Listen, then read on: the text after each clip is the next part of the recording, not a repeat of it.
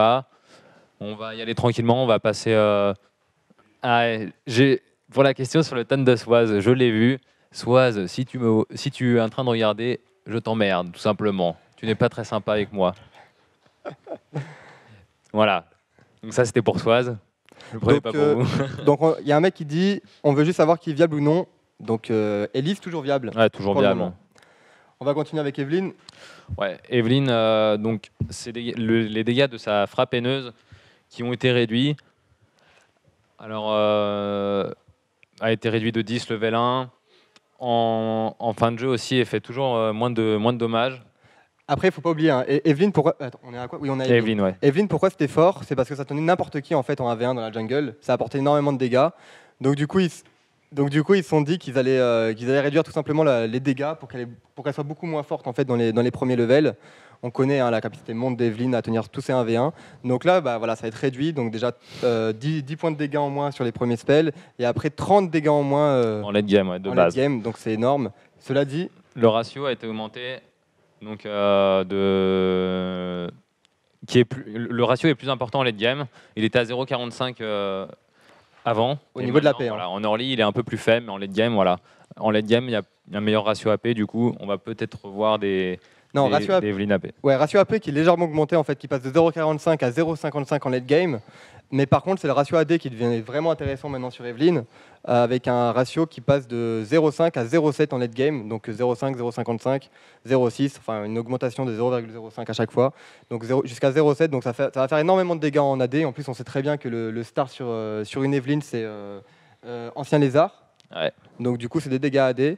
Donc Evelyne va faire beaucoup de dégâts, sachant aussi qu'il y a une réduction de mana à la suite. On va pouvoir donc plus spammer ses sorts. Du coup, et comme on a un peu demandé l'avis à Spontex, qui était un gros joueur de Evelyne sur la top lane et sur la mid lane à l'époque, quand elle se jouait AP, il nous a dit qu'il voulait essayer cette nouvelle Evelyne et voir si elle était viable donc, en lane. Donc on testera ça, je ne sais pas si on va le tester en pré-made en stream, mais en tout cas je sais qu'il va le tester en solo queue, et je pense que ça peut revenir en lane.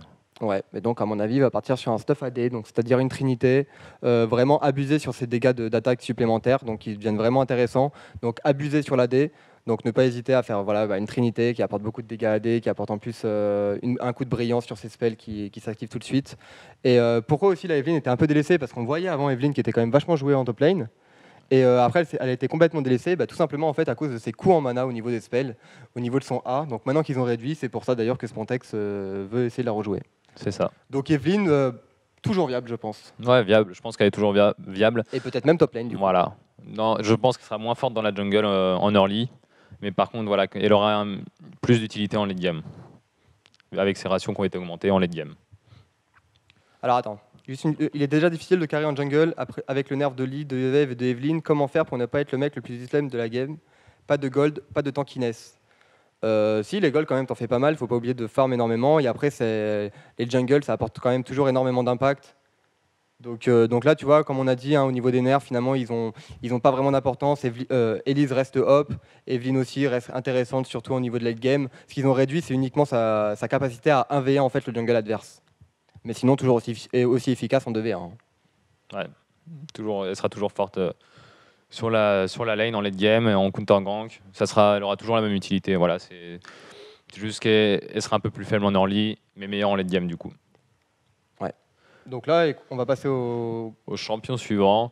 Donc on va parler de Lee Sin maintenant. Lee Sin qui a subi un nerf assez conséquent. Donc le Z de Lee Sin qui a été changé et il dure plus que 2 secondes maintenant. Et le E aussi de Lee Sin qui a été changé, il réduit plus la vitesse d'attaque des ennemis. Donc ça concrètement, ça veut dire quoi? Ça veut dire tout simplement qu'en Lee Sin, en fait, ça va être toujours aussi utilitaire entre guillemets par rapport à ses insects, etc. Même si pour moi, c'est un héros qui énerve vraiment beaucoup trop, alors que c'est un héros qui est quand même relativement balancé. Voilà, moi je trouve que c'est un perso qu'il fallait vraiment savoir jouer, avoir des très bonnes mécaniques avec pour qu'il soit fort. Et là, du coup, ça va être encore plus dur de jouer maintenant. Et je ne sais pas s'il va être sortable en jungle. Enfin, si en jungle, pardon, mais en top, justement, voilà, en top lane, ouais. Avec le nerf du Z. C'est la mort vraiment du Lee Sin top lane, là, avec ce nerf. Il va plus pouvoir réduire la vitesse d'attaque des ennemis, donc c'est ce qui lui permettait en fait, de tenir ses trades. Donc une réduction de l'attaque damage, c'est énorme, surtout en 1v1. Donc c'est ce qui lui permettait de tenir ses trades. Après au niveau du bouclier aussi. Donc là en fait ça va être la fin du Lee Sin de top lane, ouais, comme tu l'as dit. Mais par contre je pense toujours la puissance du Lee Sin jungle au niveau de cette sec. Ouais, c'est vrai que je pense qu'il va être jouable encore en jungle, malgré qu'il soit donc moins fort en 1v1, du coup, vu qu'il ne pourra pas prendre des trades comment dire, en early, dans la jungle, comme il avait l'habitude de faire avant. C'était un perso très fort pour une veille qui avait beaucoup d'escape. Et du coup, ça va le changer un peu. Et je pense que ça va être plus dur de jouer agressif en early game avec Lee Sin. Alors il y a un mec qui disait, pensez-vous que le nerf était nécessaire sur Lee Sin? Donc comme on l'a dit, non. Pour moi, ce n'était pas un héros qui avait besoin d'un nerf. C'est un héros finalement qui est quand même relativement équilibré. Hein. Mais voilà, ils ont voulu le sanctionner encore une fois. Ils trouvaient qu'il était trop souvent pique peut-être. Ils veulent créer un peu de diversité. Surtout qu'on voit qu'ils changent un peu les héros aussi. On va passer avec Karim après. Ils veulent peut-être retrouver les junglers tanky de la saison 2, de la saison 1. C'est possible qu'ils veulent essayer de changer cette méta avec les Evelyn, les Elise et les Lee Sin jungle. Il y a un petit crash. Ça revient, ok.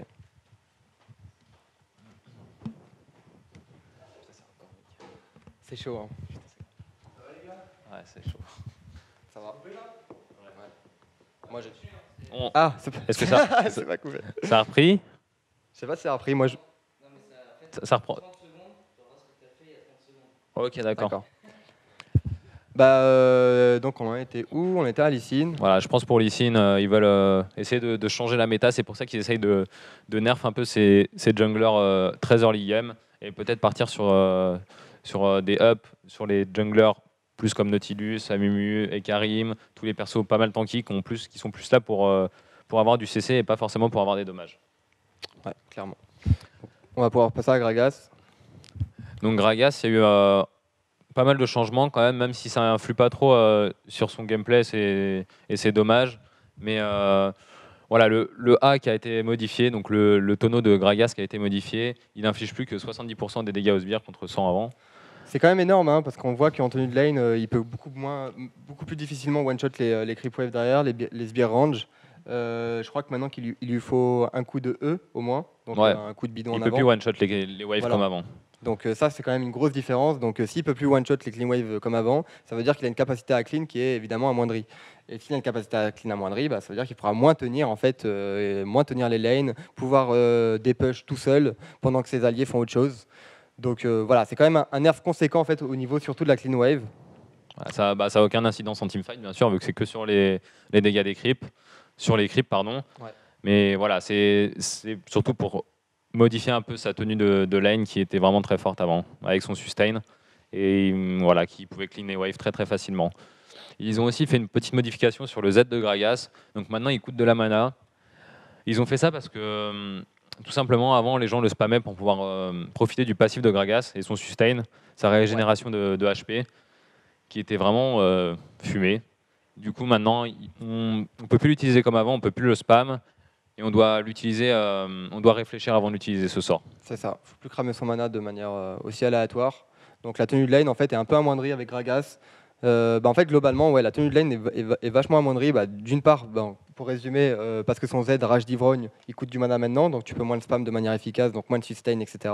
Et en plus, le fût roulant te demande au contraire beaucoup plus de mana, puisque un tonneau ne suffit plus pour one-shot les creep waves, mais tu es obligé de mettre davantage de spells.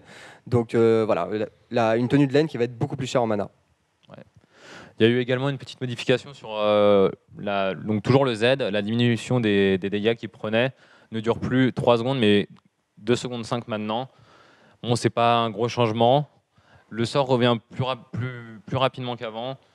On passe de 6 en late game à 4 secondes. Donc 4 secondes, c'est quand même très peu. On a le sort assez souvent en teamfight. Mais voilà, par contre, il coûte du mana, donc il faut l'utiliser intelligemment. Ouais, c'est donc toujours viable en teamfight. Ça va être au niveau de la tenue de lane, surtout que ça va se jouer au niveau de pouvoir clean les waves ou pas. Donc nous, on sait que c'est un pick qu'on prend beaucoup parce qu'on peut le mettre vraiment partout. Alors, on peut jouer sur 3 lanes différentes en fait, voire même 4, même si on ne l'a pas vraiment joué en jungle. On sait qu'au mid c'est très fort en full AP, au top en off tank, voilà, Spontex fait le taf avec, et ça se joue aussi en support. Ça a vraiment pas mal de CC, ça fait des dommages de base correct. Donc c'est pour ça qu'on aime bien jouer aussi en support. Donc toujours viable. Je pense qu'on va reprendre la question à chaque fois de je me rappelle plus de son prénom, mais on va reprendre sa question à chaque fois, viable ou pas. Donc là, Gragas toujours viable et toujours viable sur les 3 lanes aussi. Donc voilà pour Gragas. On va passer sur Ekarim maintenant. Alors Ikarim, à mon tour. Vas-y, à toi. Donc là, en fait, ils ont changé en fait la compétence passive déjà d'Ekarim. Donc elle fait beaucoup plus de dégâts en fait quand il est en forme galop. Donc c'est maintenant 30% de sa vitesse de déplacement, comme vous pouvez le voir affiché à votre écran. Et au lieu de 25, donc au level... bon, enfin bref, au level 18, quoi. Au level 16 à mon avis. Je crois que c'est level 16. Ouais, je crois que c'est level 16 aussi. Donc au level 16. Donc voilà, donc ça va être un héros qui va pouvoir stack beaucoup plus facilement sur ses items DPS, sur ses items sur la vitesse de déplacement. Et après, un coup mana réduit au niveau de Carnage, donc au niveau de son A. Surtout en late game, donc c'est-à-dire avec son spell level 5 pardon, ça va passer de 42 points de mana à 32 points de mana. Donc un sort qu'on pourrait spam énormément. Voilà, il pourra il le spammait déjà avant, mais maintenant ça va être encore pire. Donc voilà, c'est un petit up sur Ekarim. De là à le revoir, je sais pas. Je sais pas si on va le revoir. C'est vrai qu'il y en a. C'est un perso qui a quand même pas mal disparu. Hein. On n'en a jamais vraiment vu des Ekarim, même quand il est sorti, il a pas été trop testé le champion. On en voyait quelques-uns en solo queue, mais en pré-main, c'est vrai qu'il n'y a jamais eu vraiment de composition faite autour des Karim. Donc je sais pas, peut-être que ça va être. On va le revoir, les gens vont l'essayer, mais je suis pas convaincu de ce up, personnellement. Ouais, après, on peut peut-être le rejouer jungle, top lane, pardon. Apparemment, Spontex, bon, après Spontex, c'est un peu un fifou, mais il veut aussi le tester top lane. Après, pourquoi pas, hein, en fait, ce qui manquait aux héros comme ça, aux héros comme Evelynn, aux héros comme, je sais pas, peut-être Ekarim aussi, c'était les coups en mana, et donc du coup, cette capacité à spam qui n'est plus la même. Mais là, du coup, avec cette réduction de coups de mana, cette augmentation au niveau de son passif, est-ce que ça va faire une différence ? Je sais pas. En tout cas, c'est vrai que si ça joue top lane maintenant, ça peut faire des gangs mid qui sont vraiment C'est vrai incroyables. que ça peut faire des gros gangs, c'est un peu comme un Malphite en fait. Hein. C'est dès que tu as ton 6, tu vas roi, mais tu peux facilement prendre un kill sur les autres lanes. Avec un TP, ça peut être très fort aussi. Ouais. Donc TP voilà, Home Guard. à voir. Peut-être qu'on va voir du TP Home Guard et Karim. Vous l'avez vu ici. Donc voilà ce qu'on a à dire pour Ekarim. Un petit changement. On le verra peut-être en top lane ou en jungle. On va voir. Donc maintenant, on va passer sur Olaf, un perso qui a été un peu modifié sur ce patch. Donc son premier sort, donc sa hache, revient désormais toutes les 7 secondes pour 8 secondes avant. Donc voilà, un petit up de CD, c'est pas grand chose. En fait, on aurait tendance à croire que c'est pas grand-chose, mon cher Lounet. Mais en fait, c'est quand même important. Pourquoi c'est important ? Parce que rappelez-vous que le délai de récupération de la déchireuse revient. Donc du coup, en fait, finalement, si tu la jettes plus tôt, si le CD est moins long en général, donc il passe de 8 à 7 secondes, quand tu vas la rattraper, tu l'auras presque directement, quoi. Ouais, c'est vrai qu'avant, si on récupérait pas sa hache, on l'avait vraiment... Enfin, le CD était très long, quoi. Si on réussissait pas à récupérer sa hache, on avait un CD très long, tandis que maintenant, voilà, on aura une seconde de moins, c'est pas grand-chose, mais ça va quand même sûrement faire la différence. Donc ensuite, on a eu un petit changement de son Z, la frappe vicieuse, qui donne désormais 1% de soin tous les 2% de PV qui lui manquent, contre 2,5 avant. Donc c'est un petit nerf. Ouais. C'est un petit... Non, c'est un nerf. De soins tous les 2,5 PV qui... Attends. Ça up. Les soins de son Z profitent encore plus de... Ah non, autant pour moi, oui, tu as raison, autant pour moi. Pas de souci, Nono. J'avais des très bonnes notes en maths. Non mais voilà, exactement. Donc c'est un up. Pourquoi ? Parce qu'il va se heal du coup beaucoup plus. Ouais. Donc c'est vrai que sa tenue de lane est peut-être augmentée. C'est 1v1. On sait que quand même le Olaf était quand même relativement fort au niveau des 1v1 avec cette capacité à rattraper la hache et ses dégâts bruts sur le non pas sur le Ragnarok, comment ça s'appelle je sais plus. Frappe peineuse, un truc comme ça. Ouais, frappe peineuse. Ouais, t'as raison. Ça doit être un truc comme ça. Et donc du coup, au niveau du sustain, intéressant. Donc est-ce que c'est le retour du Olaf top ? Attends, on va finir peut-être le patch avant de dire ça. Ouais. On a aussi un changement sur donc son ultimate, Ragnarok, un buff du CD. Donc maintenant, il l'a plus rapidement. Ça passe de 120 secondes niveau 6 à 100 secondes. Et voilà, pour le late game, ça change pas. Mais on aura donc son ultimate plus souvent en early game. Ouais. Donc voilà, c'est quand même un bon up de Olaf. On va voir s'il va être joué au top. C'est vrai il aura toujours ses problèmes au niveau de comment dire, de ses ganks. C'est un perso qui est très vulnérable au gank parce que voilà, il a pas d'escape. Mais après, d'un côté, c'est vrai que ce up au niveau de Ragnarok, hein, c'est quand même 20 secondes en moins, donc du coup, plus que 1 minute 40 de CD. Ça revient très vite. Est-ce que ça va lui permettre de tenir davantage sa lane? Je pense, franchement, clairement, je pense. Ouais, Surtout que c'est un héros qui est quand même ouais. assez fort contre des héros, genre par exemple Irelia, contre Olaf, parce que les dégâts bruts les shred directement. Mm. Et après, c'est très très dur de tenir un 1v1 contre un Olaf qui est bien dans sa partie. Il va mettre un coup de Ragnarok, donc il veut plus se faire stun. Et après, c'est parti, quoi. T'es parti en auto-tamponneuse. Et voilà. Voilà, globalement, quand même, un bon petit up sur Olaf. Après, éventuellement aussi un retour d'Olaf jungle, hein, finalement, avec son augmentation au niveau du heal. Surtout ouais, son Z, quoi. Son Z, il va être très utile en jungle. Donc finalement, tu vas peut-être tenter d'être un petit peu low jungle, genre rester à autour de 300 HP ou peut-être midlife, et du coup régène énormément tes HP et pouvoir avoir un sustain qui est finalement plus conséquent que les autres jungles. C'est vrai, j'ai jamais été très convaincu par Olaf Jungle parce que voilà, c'est un perso qui gagne quand même assez difficilement, même s'il a eu un slow et il est pas facile à hit quand même. Donc, Mais cette capacité à pouvoir prendre un flash, c'est vrai que c'est très fort au niveau des side lane parce que du coup il peut courir en fait, il peut rattraper la cible, etc. Surtout si elle push. Au niveau de la mid lane, c'est beaucoup plus dur de gang avec un Olaf parce que justement t'as pas le CC comme un Maokai, etc., etc. Et donc tu peux pas chase de manière aussi efficace. Donc ne pas profiter de ton ghost. C'est ça qu'il faut bien comprendre. Hein, c'est les ghosts sont utiles en side lane, sont beaucoup moins utiles en mid game parce que tu peux pas courir. La distance de la lane est beaucoup trop courte d'une tour à l'autre. donc voilà, globalement pour Olaf, on a un bon up quand même. Nous allons passer maintenant sur Shyvana. Donc Olaf viable pour répondre à la viable, question. oui, viable. Viable, je pense. Viable, Viable aussi. top, jungle. Après, évidemment, il faut relativiser tout ça et peut-être moins évident par contre contre des héros qui te burst. Ouais, c'est Et vrai. qui peuvent sustain facilement, genre par exemple un Olaf, genre par exemple, etc. Un Gragas, pardon. Ouais, un Gragas, ouais. Ouais, c'est vrai que contre Ou un les persos. Maokai maintenant. Ouais, ça serait plus contre les persos voilà, qui n'ont pas trop de sustain comme Irelia, Jax, tous ces persos, tous les persos un peu squishy au top. Enfin, comprenez-nous, hein, Irelia a beaucoup de sustain, mais en fait, c'est un héros qui est très weak, surtout sur la Saladin phase. Elle peut pas escape de manière facile, et du coup, dès qu'elle va prendre un E, en fait, une frappe haineuse de la part d'Olaf, elle va direct elle va perdre un tiers PV, un tiers vie. Et donc, du coup, elle n'a pas cette capacité à régénérer, parce qu'elle peut pas auto-attaque, en fait, les creeps. Voilà. C'est cette capacité à auto-attaque qui la permet de régénérer. Donc voilà, je pense pour Olaf. Donc la suite avec Shen, c'est vite fait un petit up, j'en parlais, c'est juste qu'ils ont finalement réglé enfin ce bug lié à Shen avec son ulti. Parfois il ne se téléportait pas. Normal quoi. C'est ça, un héros qu'on n'a pas vu depuis 2008 je crois. Mais à mon avis ça va être le retour du Shen, hein, un héros qui est toujours aussi utilitaire. Je veux dire en compétition hein, surtout. On en a vu un aux OGN, non? On en a vu un aux OGN, on a vu un au LCSOU aussi je crois, non? Peut-être pas. Ça me dit rien. Ok, en tout cas, on en avait un aux OGN. Il a gagné en plus, je crois. Et il a gagné en plus, ouais.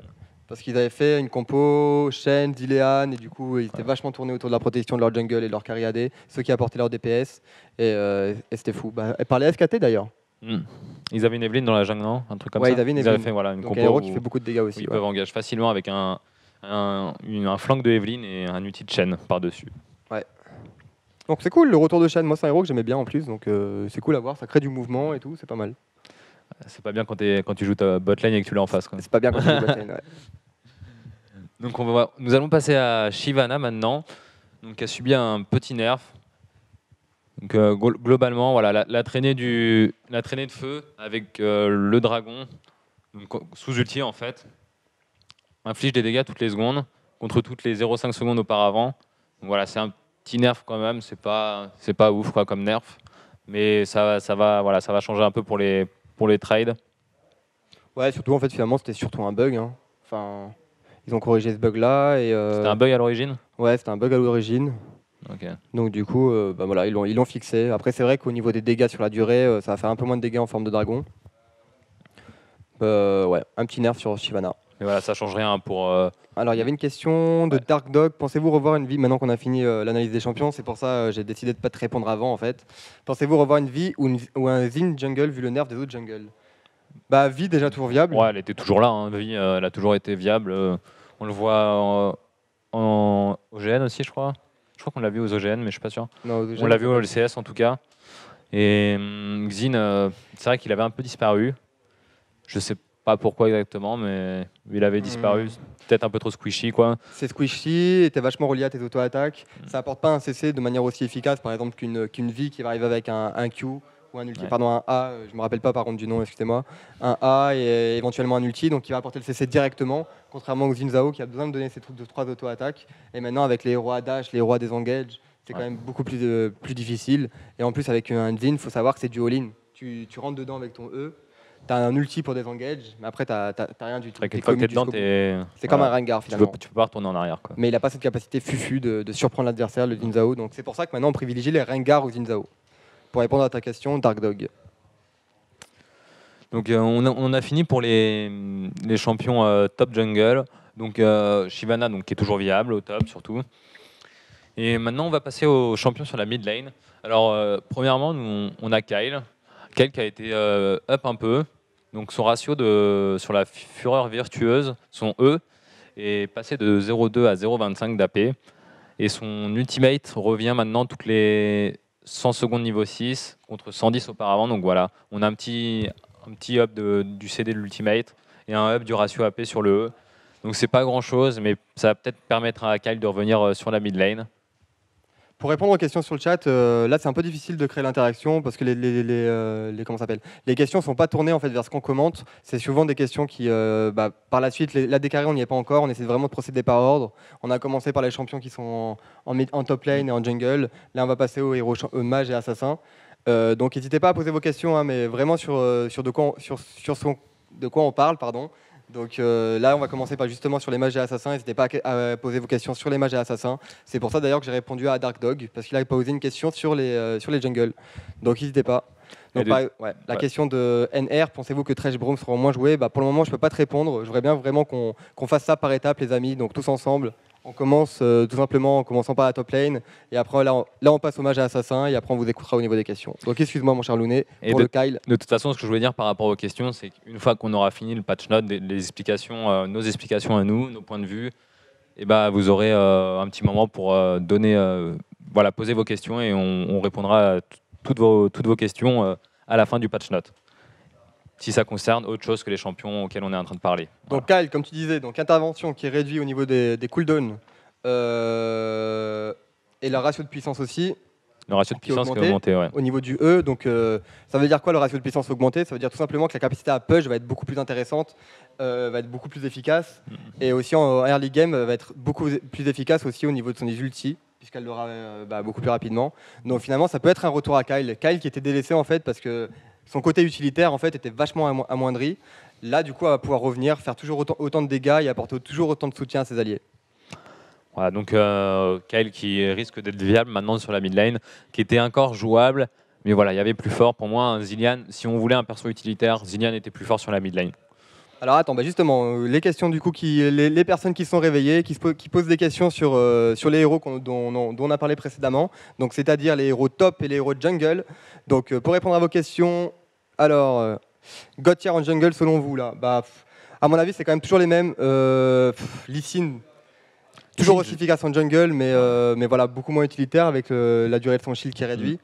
Ouais, je pense que c'est toujours aussi fort, mais surtout au niveau de son ultimate en fait. Ouais. Voilà, il aura toujours la même utilité en teamfight. Donc les God tier, toujours Elise, toujours devant, même si ça va demander beaucoup de plus de skill aux joueurs, mais toujours aussi efficace, toujours des dégâts monstres. C'est le seul héros qui apporte un burst, la Elise, et ça qui est important de savoir, retenez-le ça, c'est vraiment un Elise, ça apporte un burst, contrairement, il n'y a aucun autre jungle qui apporte un burst comme Elise, parce qu'elle met son cocon, elle met son A, elle met son W, elle se forme en araignée, etc. Bref, c'est des dégâts instants, donc beaucoup de dégâts, donc Elise toujours viable, surtout sa capacité à tank. Rappelez-vous, cette capacité à tank avec les araignées, ça te permet de ward de manière agressive, et aussi cette capacité à faire une side stone. C'est vrai que Elise, c'est un des persos où la side stone est très souvent faite, surtout aux OGN, ou même ils le font aussi en NA. Ouais. On n'en a pas trop vu au LCSEU, mais voilà, ça permet c'est un perso qui peut facilement aller dans la jungle ennemie avec la side stone et peut poser des wards agressivement pour avoir la vision, et c'est vraiment quelque chose qui va peut-être se faire plus souvent maintenant, les side stones sur les junglers. parce que ça donne beaucoup de vision, ça permet d'avoir la vision dans la jungle d'en face, parce que les wards du support ne suffisent pas tout le temps. Ouais, excusez-moi, on va essayer de faire ça rapidement. Donc God Tier, on va continuer avec, donc, je pense à mon avis, c'est vraiment toujours les mêmes héros. Évidemment, Evelyn qui va être beaucoup moins forte dans ses trades 1v1, elle devra attendre davantage le level 9, donc avoir sa frappe vicieuse qui est pas frappe vicieuse. Si, enfin bref, elle va avoir besoin de son level A beaucoup plus.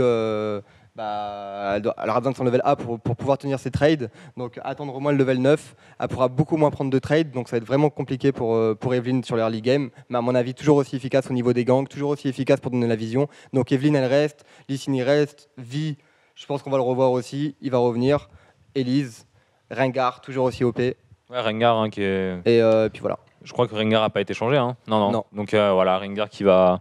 Donc finalement, globalement, les mêmes héros pour le moment qui restent. Peut-être le retour de Ekarim avec sa réduction de mana, mais bon, en jungle, on s'en fout un peu de la réduction de mana. C'est pas ouf, je pense. Ouais, on s'en fout un peu. Olaf, quel item jungle? Pour répondre à la question d'Azaré, alors Olaf, les items jungle, c'est... plutôt les items tanky. Hein. Plutôt l'item tanky, ouais. Parce qu'en fait, il faut... plutôt l'item tanky. Et après, partir, je pense, directement sur une cutlass. Tu peux te permettre de faire une cutlass, donc un sabre vicié, pour apporter un peu de CC, apporter un peu de dégâts. Et après, sur du tanking, directement. Donc sabre vicié. Je pense qu'il faut jouer tanky en jungle, le Olaf. Mais un sabre vicié qui permet d'avoir un peu de dommage, du lifesteal, et surtout d'apporter un slow sur le gank, sur un gank. Donc on finit pas la bêta arca, on fait uniquement le sabre vicié, ça c'est très important les amis, c'est pour ça que c'est un truc qu'on voit énormément d'ailleurs à se mettre en place. Les jungles commencent par le sabre vicié et finissent pratiquement jamais la bêta arca, ils passent directement sur l'item tanking, tout simplement pour l'apport qu'apporte la sabre vicié avec son lifesteal évidemment et son CC. Alors, que manque-t-il à Zac pour le revoir en jungle?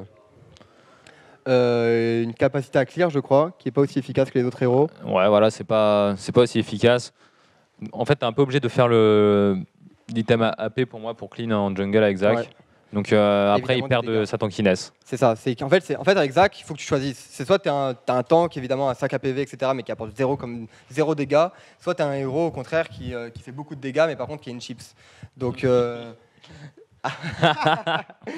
Mais donc du coup voilà, c'est Zac à mon avis, il lui manque justement le bon équilibre quoi. En fait, ce qu'il faut penser, c'est tout simplement, ok, Zac ça peut être viable, mais il y a mieux.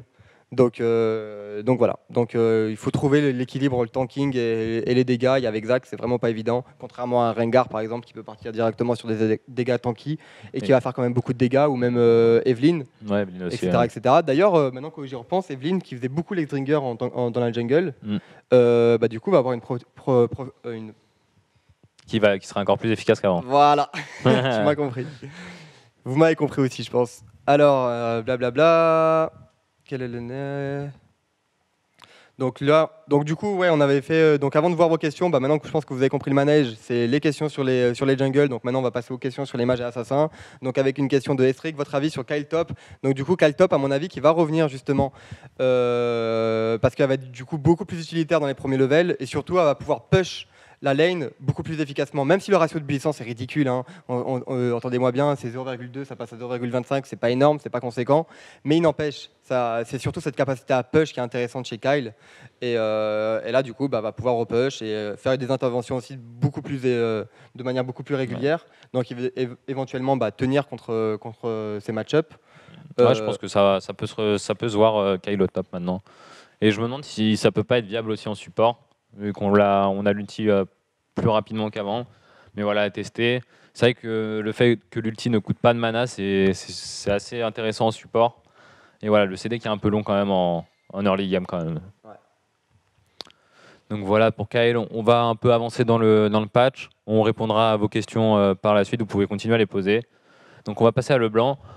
Sur LeBlanc, pas grand chose de changer, juste le coût en mana en fait qui a été changé sur son Z, sa distorsion. Donc il coûte maintenant moins de mana en late game surtout.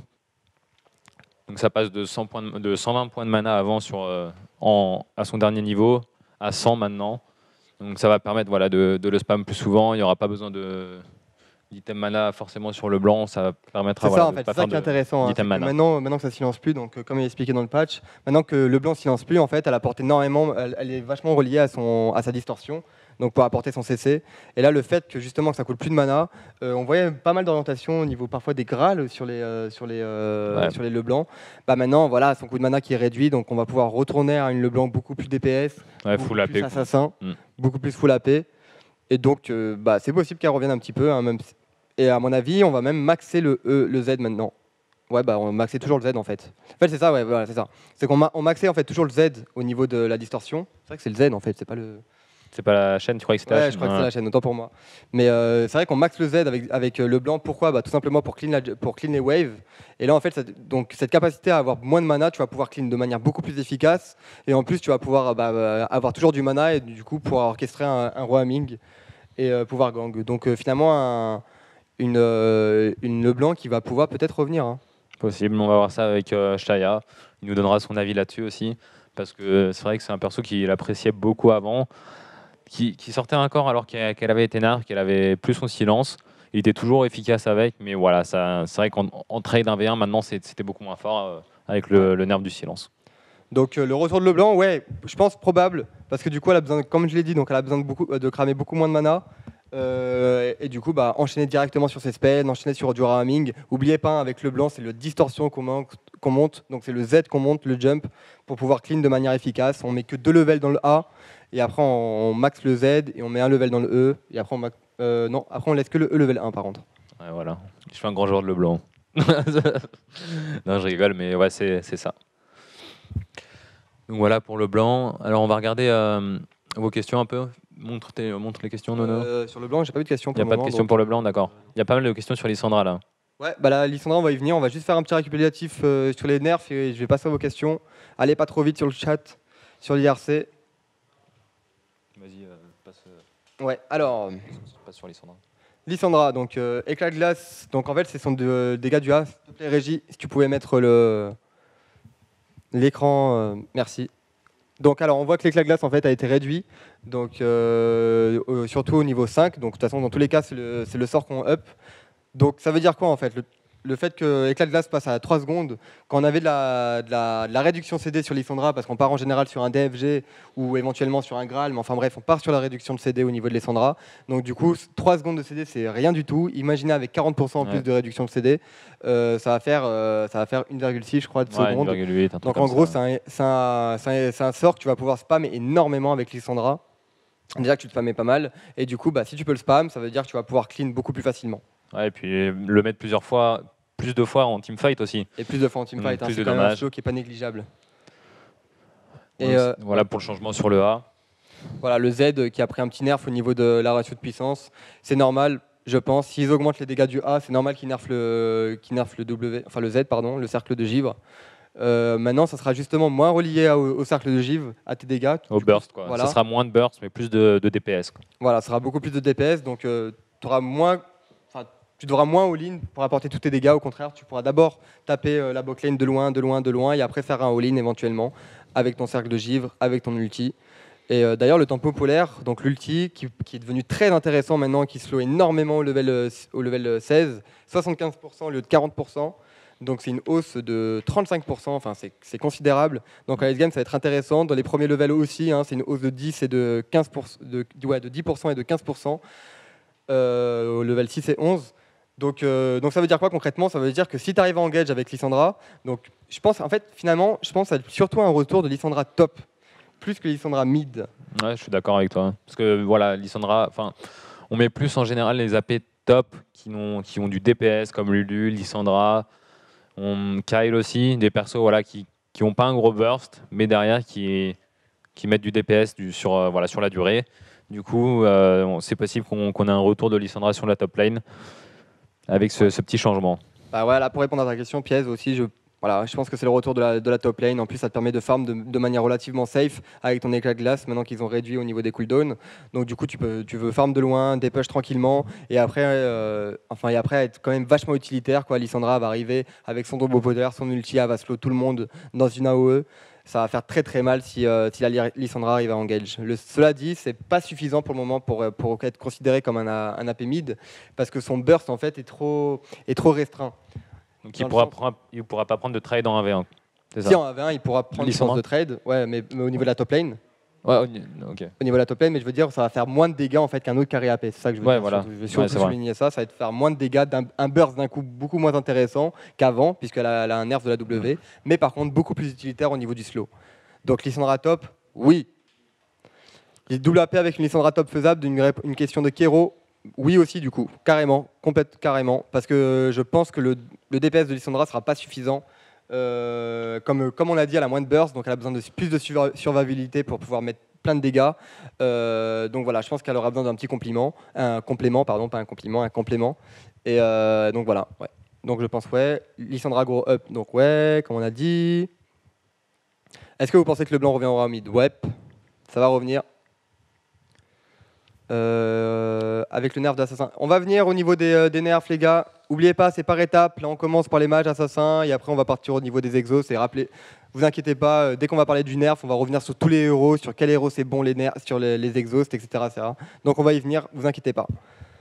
Lissandra, ça peut jouer support. Ouais, carrément, pourquoi pas. Après tout, le problème, c'est que tu es vachement relié à ton A pour mettre des dégâts. Donc, il faut vraiment que tu aies vraiment un très très bon positioning avec ta Lissandra pour pouvoir toucher tous tes A. Et c'est pas évident. Si tu fais une petite erreur en plus, même si tu as un escape, c'est un héros qui est quand même relativement weak. Donc, mais. Je sais pas, faudrait essayer, mais Ouais. moi je suis pas très fan des persos AP comme ça, plus des mid laners en support, quoi. Donc je sais pas, à tester, pourquoi pas. Si elle est plus utilitaire qu'avant, du coup, vu qu'elle a moins de burst, ça pourrait le faire. C'est pas. Ok. Il y a d'autres questions à propos de Lissandra? Oui, c'est vrai, il y a quelqu'un qui nous dit de préciser en solo queue ou en pré-made à notre niveau, entre guillemets. Oui, c'est vrai, on devrait le préciser, tu as raison. Mais ouais, ok, on va le préciser maintenant, tu as raison. Donc support, on ne sait pas. Au niveau de la Lissandra, je ne pense pas. C'est possible, hein, parce que c'est vrai que ça va apporter maintenant beaucoup de dégâts sur la durée. Donc dès que tu vas prendre un trade, mais le problème c'est que si Lissandra se fait engage, c'est très très weak. Ça peut se faire one shot. Si on arrive à le coupler à la limite avec un héros qui poke aussi et qu'on arrive à tenir à distance la bot lane adverse. C'est vrai que je verrais bien un petit combo Ziggs Lissandra, ça peut être sympa. Ziggs Lissandra. Ouais, Ziggs mid, Lissandra top, en double AP. Ah ouais, en double AP, ouais. Ouais. Il y a quelques petites compos comme ça qui pourraient être sympas à tourner autour de Lissandra.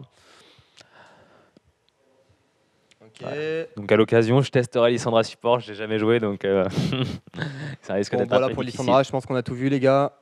On va passer à Lulu.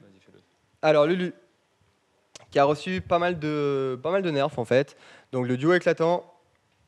Donc voilà, il tient plus en compte la puissance. Hein. On savait que ça augmentait en fait les dégâts au niveau à partir de 100 d'AP, ça augmentait la puissance du slow. Donc un slow qui va être moins efficace, surtout que voilà, Lulu, normalement ils avaient fait ça pour que ça soit joué support, mais elle avait complètement disparu du support, était beaucoup joué top, surtout top, pour sa capacité utilitaire et sa tenue de lane. Voilà, je pense que ça va être quand même toujours aussi efficace top.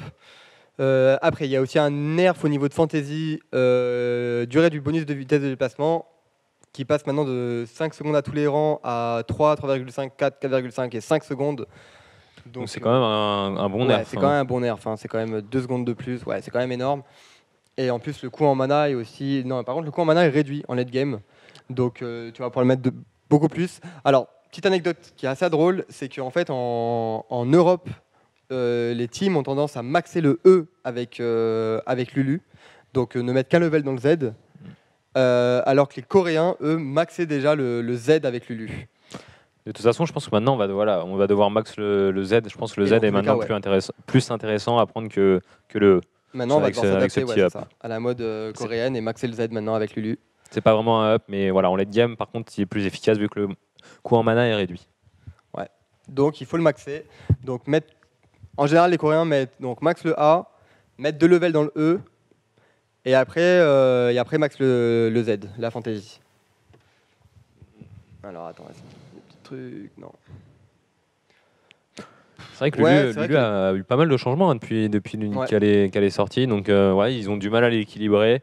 Soit elle était trop forte en support, soit elle est trop forte après en 1v1 au mid, soit elle a trop de shield. Enfin, du coup, ils doivent trouver un juste milieu. Là, on verra. Mais c'est vrai que moi, je trouve ça assez fort. Lulu était privilégié en top lane, surtout justement à cause de ça, à cause de ce qu'ils ont nerf sur le A, la diminution du J'arrive pas à parler aujourd'hui. La diminution du ralentissement de duo éclatant ne tient plus compte de la puissance. Donc ça en fait c'était intéressant au niveau de la top lane parce que justement tu stackais la paix et du coup t'apportais un gros slow. Mais ça ils ont mis ça pour que ça soit joué support. Maintenant, bah, quel est l'intérêt de le jouer support sachant que tu as plus cette capacité quoi. Euh, donc donc peut-être qu'au contraire support ça va revenir mais top lane ça va peut-être disparaître justement à cause de ça finalement. Ouais, possible. C'est pas plus mal pour nous ce petit nerf parce que on n'était pas très fan de la Lulu top avec en compo double AP.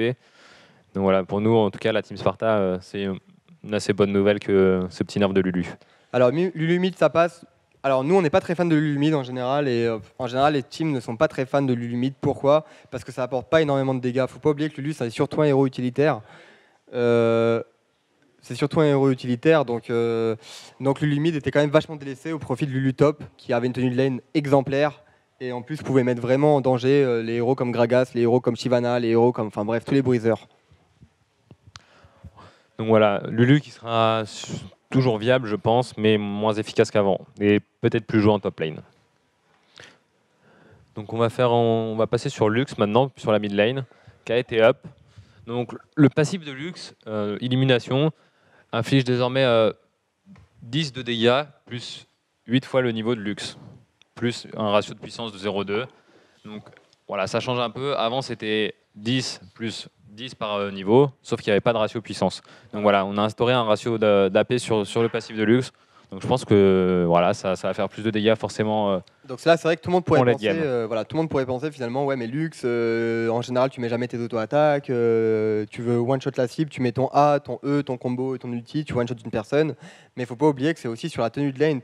Il faut vraiment penser à toutes les phases de la partie. Et au niveau de la tenue de lane, c'est, je pense, à mon avis, vraiment intéressant pour Lux parce que un E, une auto-attaque, ça va faire énormément de dégâts, surtout si tu pars avec des runes flat au niveau de la paix. Ah, tu seras obligé de partir avec des runes flat de toute façon, je pense. Ouais, je pense. Donc des runes flat sur Lux, pas hésiter à prendre des trades, pas hésiter à mettre ses auto-attaques, surtout avec le bouclier que vous prenez en général level 4 ou voire même level 3. Donc ne pas hésiter à rentrer dans le lard, à rentrer dans le taille et sur la lane phase, ne pas hésiter à mettre des auto-attaques. Donc finalement, je pense que Lux, finalement, qui avait finalement une moins bonne tenue de lane que ses autres alliés mid lane, parce qu'elle pouvait moins one-shot les creep waves. C'est ça, Même level ça avait 5. des petits problèmes de clean wave, la Lux, Ouais. en early game. Donc du coup, beaucoup de dégâts. Donc voilà, avec Lux, il faut vraiment pas hésiter à jouer agressivement. Et pas hésiter à mettre ses auto-attaques après ses spells. Donc Lux, pour moi qui était déjà viable, je sais pas ce que tu en penses. Ah oui, l'utile Lux déclenche le passif. Tu as raison, Kavus. Donc donc très intéressant. Donc c'est vrai que parfois on reprochait à Lux justement qu'il lui manquait un peu de dégâts, un peu de dégâts. Et là finalement c'est peut-être ce que lui apporte son passif. Mais c'est vrai qu'on le revoit beaucoup en solo queue, hein. Lux, et même au niveau de la mid lane. et même au niveau de la pré-made finalement. Faut pas oublier que Lux c'est quand même un héros qui est vachement utilitaire. Et qui est DPS en même temps, quoi. Dès que tu as un peu d'AP, le shield est vraiment conséquent, tu peux le mettre sur 5 personnes, 2 fois. Donc moi j'apprécie beaucoup ce perso. C'est pas un AP carry qui va burst autant qu'une Syndra, ça fait vraiment moins de dommages, mais voilà, c'est plus utilitaire, c'est plus tourné utilitaire Lux. Ouais. Mais ouais, c'est ça. C'est pas fini, hein. On écoute. Maintenant c'est Vel'Koz. Ouais, passons à Vel'Koz. Tu dis, s'il y a des questions, tenue de lane, ulti de 30 secondes, après tu l'as, ou un A et clear. Ok. Ouais, la tenue de lane, non mais c'est sûr que la tenue de lane est forte. Non, c'est sûr que la tenue de lane est forte, mais en fait, ce que ça rajoute, c'est des dégâts sur le passif. Donc en fait, tu peux ne pas hésiter à être agressif, à devoir mettre tes sorts, alors qu'avant, finalement, même si tu essayais de faire proc ton passif, tu te faisais out-trade des fois. Voilà, tu te faisais out-trade, alors que là, maintenant, ça devient vraiment intelligent. Et donc, du coup, on verra plus une orientation shield, pas hésiter à mettre un shield, mettre ses spells et à l'époque l'adversaire. Voilà, donc maintenant, on va passer. Lux support, non. Lux support, non. Je suis pas trop fan non plus. Ouais. Je vois pas trop l'intérêt en fait. Le problème, c'est que Lux c'est vachement relié en fait à la paix. Ouais, à la paix. Faut de la paix quoi, sinon le perso est pas utile quoi. Ouais, clairement. Même si elle a un shield, mais même le shield il scale en fonction de la paix. Non, Lux support pas intéressant. Par contre, Vel'Koz, auquel on vient. La pieuvre. Alors, il y a eu un petit changement, surtout par rapport à la portée sur Vel'Koz. Il n'y a pas eu de changement par rapport à ses dommages. Mais voilà, donc ça a la largeur de son Z. Alors, je connais pas les sorts de Vel'Koz, je suis désolé. C'est un perso qu'on voit pas souvent. Je sais pas. Son Z, en fait, c'est la C'est la fissure. Ouais. fissure. Ok. Et en fait, il met 2 fissures et ça fait aussi des dégâts bruts.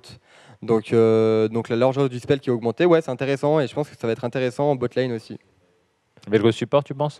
Vel'Koz support carrément. Bah déjà que c'était pris, donc pas mal de kites au niveau de Vel'Koz. Hein. Faut pas oublier que c'est un héros qui slow beaucoup. Bon, si tu te fais attraper, par exemple, hier j'ai fait une petite solo queue contre un Vel'Koz et le problème c'est que mon Thresh mettait tous ses hooks sur le Vel'Koz, donc un Vel'Koz ça tient pas la route. Mais par contre, si tu arrives à tenir la distance avec un carry AD qui peut justement aussi zoner les adversaires et l'époque, tu peux faire énormément de dégâts avec ce combo.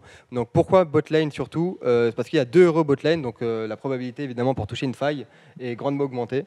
Ouais. Donc si tu arrives à garder tes distances, tu peux vraiment faire de poke de manière efficace.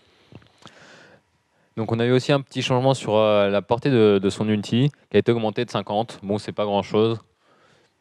Je trouvais déjà que l'ulti de Vel'Koz allait assez loin. Et maintenant, du coup, il va un tout petit peu plus loin. Bon, c'est un changement mineur, c'est pas grand-chose. Mais voilà, c'est toujours un petit up. Toujours dans cette optique de vraiment poker de loin avec Vel'Koz. Ouais, c'est ça. C'est un perso un peu à l'Axeras, en fait, qui poke beaucoup de loin. Ouais, c'est vrai. Pas laisser tes adversaires te toucher. Les slows, apporter beaucoup de CC. Donc, ouais, Vel'Koz, je sais pas s'il va vraiment revenir, mais pour les supports les plus téméraires, à mon avis, ouais, ça va revenir en bot lane. Voilà, donc un petit up pour Vel'Koz. Je ne sais pas si on le verra au mid, je pense pas. Mais comme tu le disais, on risque de le voir en support. Probablement. Nous allons maintenant passer à Yasuo. Yasuo qui a subi un nerf. Je te laisse expliquer, Nono. Ouais, alors, Régie, je te fais confiance. Merci. Donc, la voix du vagabond qui est réduite, donc le bouclier qui a fait. C'est vraiment le bouclier qui a apporté une lane qui était vraiment incroyable au Yasuo, parce que dès que tu lui mettais un coup, tout était tanké par le bouclier. Donc maintenant, durée du bouclier, juste 1,5 secondes. Donc du coup, tu vas le proc une première fois, et après, tu vas pouvoir mettre tout ton burst. Donc, faire une transition directe. Quelques applaudissements en haut. Et donc du coup, bon, ça c'est intéressant. Donc au niveau surtout du POC, donc ne pas hésiter à être agressif sur Yasuo. Après, au niveau du A, donc c'est vrai que le A, en fait, il a surtout une au niveau du... Attends, je vais peut-être lire. Ouais, je vais peut-être le lire le patch. Tempête d'acier profite moins de la vitesse d'attaque et possède maintenant un délai d'utilisation minimum de 0,13 secondes qui passe à 0,18 secondes. Donc du coup, le sort qui est déclenché de manière beaucoup plus prompte. La vitesse d'attaque requise pour atteindre ce minimum est inchangée. Bon bref, ça on s'en fout. Donc en gros, en fait, tu vas avoir... Si vraiment tu es efficace, tu vas avoir plus de temps justement à réagir, à éventuellement faire un petit dodge sur le côté et tout pour dodge le A de Yasuo. Mais bon, finalement, c'est pas énorme, hein, c'est pas conséquent. Et après, un petit nerf au niveau du mur du vent, supprimer. Impulsion du mur de vent n'offre plus d'impulsion bonus aux charges. Donc ouais, c'est vrai, la charge, en fait, c'était son E. Et en fait, quand tu traversais ce mur-là, tu pouvais aller beaucoup plus vite. Ah ouais, donc ça, voilà, un petit nerf. Mais globalement, en fait, ce qui se passe avec Yasuo, c'est que là, il a surtout été nerf au niveau de sa tenue de lane, avec la durée du bouclier, tout simplement, qui est réduite. Donc, et éventuellement, pour les joueurs avec le plus de réflexes, pouvoir dodge des A. Mais donc voilà, c'est la tenue de lane avec Yasuo qui va être beaucoup plus compliquée. Après, il n'y aura pas d'impact sur ces dégâts en teamfight, hein, ça sera toujours les mêmes. Ouais, après, pas d'impact au niveau des dégâts. Donc finalement, je pense que Yasuo reste quand même relativement. Va continuer à être joué, quoi. Ouais. Même si la tenue de lane va être beaucoup plus dure, donc ça demandera, à mon avis, beaucoup plus de maîtrise du héros avant de pouvoir le jouer à haut niveau ou même en solo queue. Voilà. Yasuo, donc comme je disais, Yasuo va pas déserter. C'est juste que ça aura besoin de plus de skill entre guillemets pour tenir cette lane in phase. Donc n'hésitez pas à poser vos questions, nous on est en train de regarder. Ouais. Rien à... La technique pour affronter un Yasuo, que ce soit en lane ou en team. Alors la technique avec Yasuo, c'est ne pas hésiter en fait avec une auto-attaque de proc son shield. Donc le shield qui a été nerf, hein, rappelez-vous. Donc ne pas hésiter à le proc une première fois, attendre une seconde. Avant il fallait attendre 1 seconde 5 avant de pouvoir le réattaquer. Donc maintenant ce sera seulement 1 seconde. Donc lui mettre une petite auto-attaque et après ne pas hésiter à le all-in, à faire un maximum de dégâts, le poke un maximum. Surtout si vous arrivez à bait son mur de vent, donc son Z. et après faire un all-in. Et après, par contre, en teamfight, bah, ne pas être pack, surtout ne pas être pack, parce que si vous êtes bump, bah, il va toucher faire plusieurs voilà. personnes en même Il temps. peut toucher plusieurs personnes en même temps avec son ulti, donc faire énormément de dégâts sur plusieurs héros en même temps. Donc si vous n'êtes pas pack et que le Yasuo adverse engage, bah, il faut tout simplement après le focus. Ça reste quand même un héros assez weak. Après c'est vrai que c'est très très fort avec son mur devant, hein. En général ça engage Yasuo avec son ulti et après ça part directement avec son mur devant. Et en général les carry AD, carry AP, bah peut pas DPS. Donc voilà, raison de plus pour ne pas rester packé. Il faut pas hésiter en fait à jouer vraiment séparés. Les deux carries en fait, il faut vraiment qu'ils soient d'une À part et l'autre. l'opposé. Voilà, vraiment à Il faut être l'opposé. split dans les teamfights pour pouvoir jouer contre un Yasuo. Ouais, clairement. Donc voilà pour Yasuo. Bon, bah, toujours viable à mon avis au mid. Mais Peut-être il des runes sera... un peu tanky pour la survivabilité. Alors, ce qu'il faut savoir, c'est que Yasuo, ça se joue énormément avec des runes flat au niveau de l'armor, flat au niveau de la MR. Donc voilà, faut peut-être pas plus tanky. Ouais, non, je pense pas que tu aies vraiment besoin de ça. C'est juste qu'il faudra faire beaucoup plus attention et faire attention au trade. Faire très attention au trade. Après, il y a toujours ce mur devant qui te permet quand même une certaine survivabilité, hein, avec Yasuo. Donc je pense que quand même les runes, donc pas flat mais par level, restent quand même intéressantes sur Yasuo. Si tu as une bonne tenue de lane. Mais voilà, le degré d'erreur est vraiment réduit. Donc oui, il reste pas mal. Exactement, Titi le pouce. Il faudra vraiment mieux réfléchir à ses trades et pas se dire ouais j'ai un shield qui dure 1,5 secondes puisque maintenant elle dure plus qu'une seconde et se faire après découper quoi. Donc voilà, faire attention avec les trades. Voilà. Alors penses-tu que Ryze est un beau counter contre Yasuo? J'ai déjà fait plusieurs fois le match-up et j'ai très facilement win. Ouais, c'est assez fort. Ouais, Bon. bah, dans tous les cas tu peux bloquer ses spells et après en plus tu peux arriver jusqu'à lui assez facilement. Cela dit, le W de passe à travers le Yasuo, mur. ouais, de Ryze passe à travers le mur. Ouais. marche à travers le mur. Donc logiquement, c'est vrai que c'est fort, mais tu devrais pas avoir autant de facilité que ça, finalement. Ce qui est bien avec Il faut Ryze, tempo. c'est qu'il a très peu de CD. Du coup, bah, s'il met son wall, tu peux le tempo facilement et lancer tes sorts après. C'est pas comme une Syndra où si tu mets tes sorts dans le mur, bah, t'es fini pendant genre 10 secondes. Là, avec Ryze, voilà, tu mets un sort dans le mur, mais t'attends et après tu peux facilement le retrade directement. Ouais. Je rappelle aux nouveaux arrivants, au niveau des questions sur l'IRC, on fait par étapes tout simplement. On a commencé au début par les tanks et jungle. Là, on est passé au mage assassin. Donc, n'hésitez pas à poser vos questions sur le moment, surtout. On y reviendra, vous inquiétez pas, on va revenir. Dans tous les cas, on va voir on va voir l'exos, on va voir l'histoire d'exos, on va voir l'histoire des supports qui sont nerfs, les AD qui sont nerfs. Donc, on va venir à tout ça, rassurez-vous. Mais on va essayer de vraiment faire étape par étape pour être plus organisé quand même. Donc, Voilà pour Yasuo, je pense qu'on a terminé sur Yasuo. la mode coréenne de counter Yasuo par un Lucian mid est-elle viable? Ouais, parce que tu peux désengage facilement avec ton E. Donc en solo queue, c'est très très fort. Pas hésiter. En plus, ça cheese les mecs. Donc cheese, pour un petit rappel de ce que ça veut dire, c'est cheese, ça veut dire ça surprend en fait l'adversaire. Essayer de le surprendre avec une stratégie un peu inattendue. Quoi. Voilà, exactement. Donc si les joueurs savent pas jouer contre un Lucian, ils prennent un Yasuo, ils sont confiants dans leur match-up. Bah, là, tu lui sors un petit Lucian, il va pas savoir comment réagir. Et tu peux en plus le poke facilement sur les creeps, puisque si tu touches les creeps devant, même s'il a son wall, je crois, si tu touches les creeps, ça le touche aussi. Donc c'est tranquille, ouais. Allez, on passe à la suite, on va pas trop s'attarder à Yasuo. Donc on passe à Ziggs. Donc sur Ziggs, un nerf. Juste une histoire de CD. Donc son ulti qui revient maintenant toutes les 120 secondes à tous les niveaux, donc que ce soit level 6, 12, 11 ou 16. Tandis qu'avant, il récupérait en 90 secondes au level 18, au level 16. Pardon. Dans ça, concrètement, ça veut dire quoi? Ça veut dire qu'il va pouvoir. Sa capacité à clean les waves, bah, du coup, va être un peu amoindrie en late game. Voilà, en late game, ça sera un peu différent. Il va devoir utiliser son ulti avec plus de parcimonie. Donc, faire attention à pas le cramer bêtement. Et du coup, aussi beaucoup plus d'opportunités pour les équipes adverses, hein, finalement. En se disant, ok, l'ulti Ziggs a été cramé, mais finalement, maintenant, c'est 120 secondes. Donc, on a 2 minutes pour push, pour essayer de prendre des objectifs. Pas hésiter à le faire.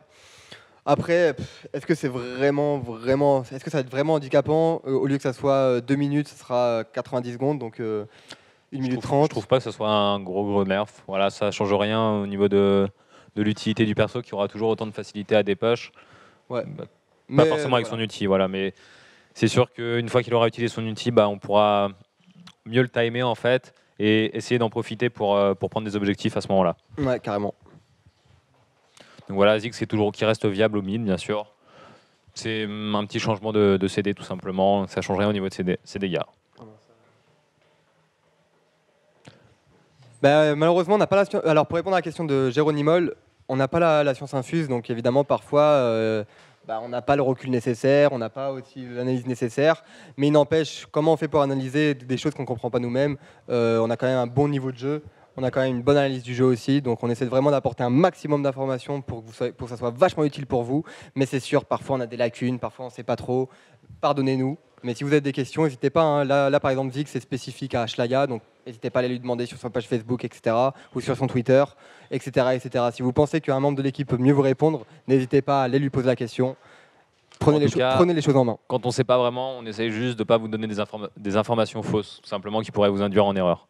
Voilà, pour répondre à ton petit message de soutien, Géronimol. Donc voilà, on en a fini pour les... Alors attends, le bras droit de nos... Pensez-vous que Rio en a marre de la capacité de Ziggs à dépush très vite, donc ce qui rend les games plus passifs? Effectivement, je pense que c'est ça. Hein. La capacité de Ziggs en fait, à dépush, ça lui permettait vraiment d'avoir un contrôle sur plusieurs lanes en même temps avec son ulti. Donc je pense clairement, c'est clairement pour ça, mec. Ils veulent justement réduire cette capacité à dépush. Dépush plusieurs lanes en même temps, en fait, c'est ça. Rendre le jeu beaucoup plus agressif, ouais, clairement. Tout à fait d'accord avec toi. D'autres questions peut-être sur les... Non, ça va? Les AD carry, on arrive les amis, donc justement les gens sont pressés, ils nous posent déjà des questions sur les supports, sur les AD carry, donc on va passer à la suite tout de suite avec le Zilean, vite fait, non il n'a pas été sur Zilean toi? C'était un changement de CR par là, désolé, j'ai une correction. Qui ignorait les boucliers anti-sort, ok. Ah oui d'accord. Donc ouais en fait c'est par exemple... Le shield de Sivir, ouais, ok. Oh. Donc juste une correction d'un bug sur Zilean. En fait l'explosion maintenant est absorbée par les boucliers anti-sort comme Sivir. Qui d'autre a un bouclier anti-sort? Je crois que c'est tout. Peut-être la Banshee, ça... Du coup ça... J'ai pas entendu. J'ai pas entendu non plus. Bon c'est pas grave. Bon du coup voilà, c'est juste une correction de bug sur Zilean, rien d'important.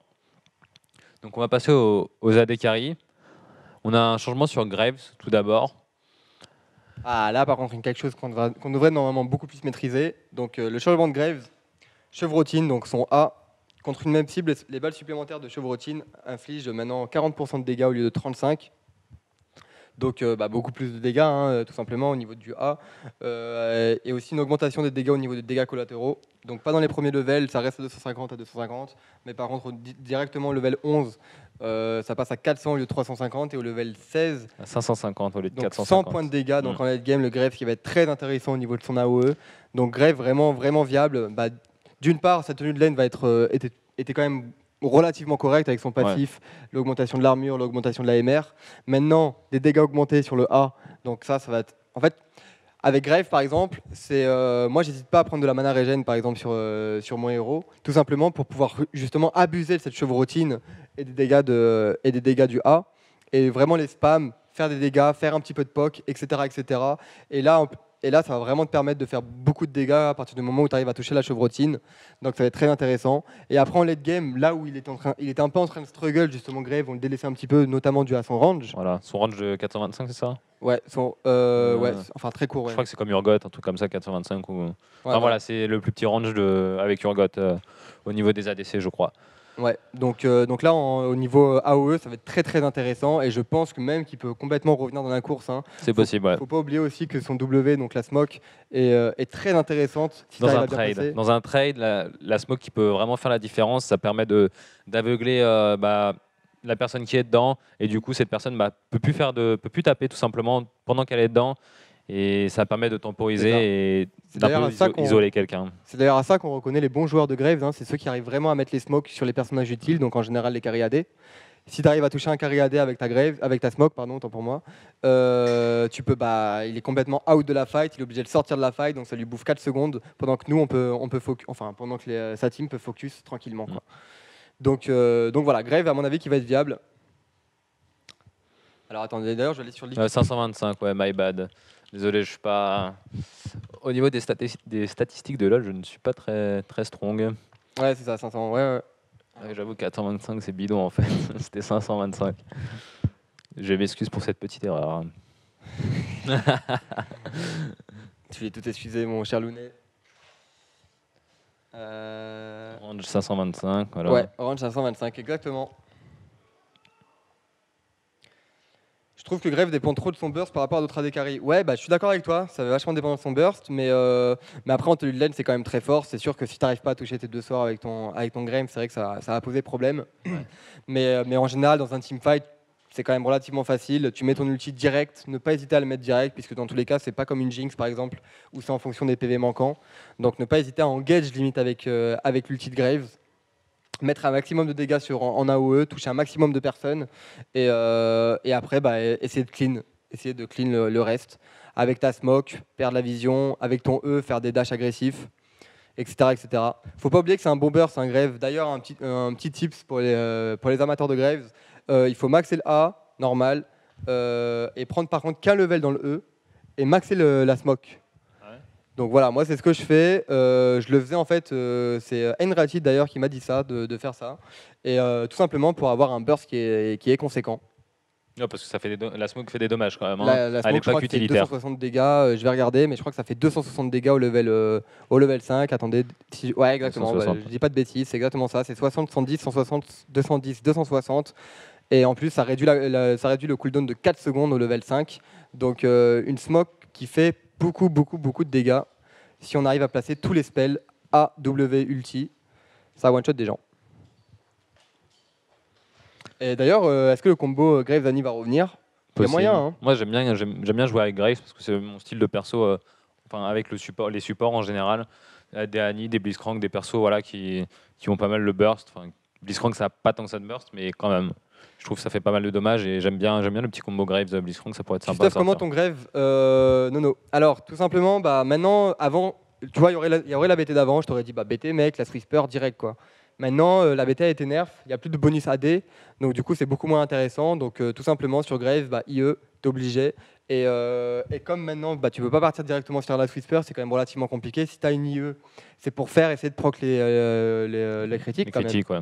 Donc, IE, partir éventuellement sur une static Shiv, enchaîner sur un Last Whisper et après directement un item défensif. Donc voilà, c'est IE, static Shiv, Last Stuff Whisper. classique, quoi. Stuff classique. Après, c'est vrai qu'on voit parfois on voit des greffes BTRK pour apporter un burst. C'est discutable, mais moi je le ferai pas en premier item par contre. Je le ferai davantage en quatrième item du coup, ou en cinquième item, donc après l'item défensif. Soit en quatrième item si j'ai pas besoin d'item défensif, soit en cinquième. Pourquoi Parce que tout simplement on a besoin de dégâts sur Grave pour que ces sorts soient utiles. Faut pas oublier que le ratio des spells de Graves est quand même relativement intéressant. C'est quand même plus 0,8 d'attaque damage au niveau du ratio des spells. Donc tu prends, voilà, donc c'est très intéressant au niveau du A et au niveau du de l'ulti, c'est plus 1,5 de bonus d'attaque. Donc c'est énorme, ça proc énormément sur la D. Ouais.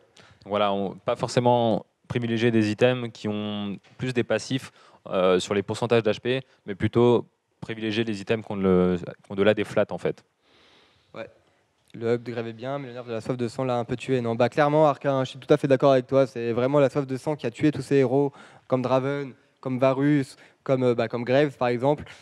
Et c'est pour ça que c'est difficile de les ressortir. Après si t'es un bon early game, c'est vrai que Graves, ça t'apporte quand même un early game qui est pas trop dégueulasse, hein, avec tes spells, avec ton passif aussi. Par contre, si tu es contre des héros qui poke, c'est très très compliqué. Avec le range, le faible range de Graves. Donc tu es obligé de partir sur une save vampirique, mais imaginez le coût de ce stuff-là sur un Graves. Donc tu pars sur une Doran, tu pars sur un save vampirique, éventuellement deux Doran, et après tu pars sur une IE. Donc avant que tu sois vraiment efficace, donc avec ton IE et ton item attack speed, bah il y a un monde, quoi. Il y a vraiment beaucoup de. Ouais, c'est très long à stuff, quoi. C'est pour ça d'ailleurs qu'en Corée on voit jamais, enfin on voit même jamais pratiquement des héros qui font IE, à part Tristana. Pourquoi Tristana? Tout simplement parce qu'elle a cette capacité à rester seule sur la lane, à faire du 1v2 et à farm énormément. Hein. Et on voit surtout davantage des héros comme Corki, comme Gogmo, comme Twitch, parce que c'est des héros qui font des BTRK, c'est des héros qui font des trinités, et ça apporte des dégâts directement. Contrairement à un héros qui va faire IE, static Shiv, etc. C'est beaucoup moins efficace. Voilà, laisse-moi qu'on a peu fait des dommages. Ouais, tu stuff comment? Bah, j'ai déjà dit. Tu peux pas utiliser le trinket bleu pour counter le smoke et avoir la vision. Je suis pas sûr, mon ami. Non, ça ne fonctionne Ouais, pas je ça. crois pas. Non, non.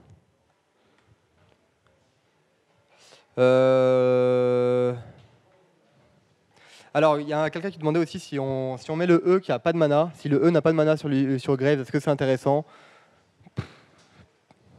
Ça va être, à mon avis, t'en as pas besoin, quoi. Ouais. Non, je Je pense que... Je sais pas, là, comme tu disais, je pense qu'il vaut mieux maxer le Z pour le burst, en fait. Le E, c'est juste histoire de dash, d'avoir un dash, pas forcément pour profiter de l'attaque speed du passif, mais plus pour profiter du dash, quoi, de la mobilité. Alors, Trinité avec Grève, bah non mec, c'est pas viable, bah, justement pour les questions, parce que justement ces items proc sur ces spells, sur l'AD, pardon, autant Ouais. pour moi, il a des gros ratios AD comme on l'a dit précédemment, donc du coup il faut absolument des IE, il faut absolument des stuffs qui t'apportent de l'AD en plus. Une Trinité ça apporte pratiquement rien du tout en AD, donc pas très viable, non, à mon avis, pas top. Blablabla. Je pense qu'on a fait le tour un peu déjà pour Ouais, Graves, pour Grève, on je l'a pense qu'on bien a fait le tour, on expliqué. va passer à la suite. On va passer à Jinx. Jinx qui a été up. Alors attendez, je vais vous lire ça. En plus des kills et des tours, Jinx devient super rapide, y compris après la destruction d'un inhibiteur. Ok.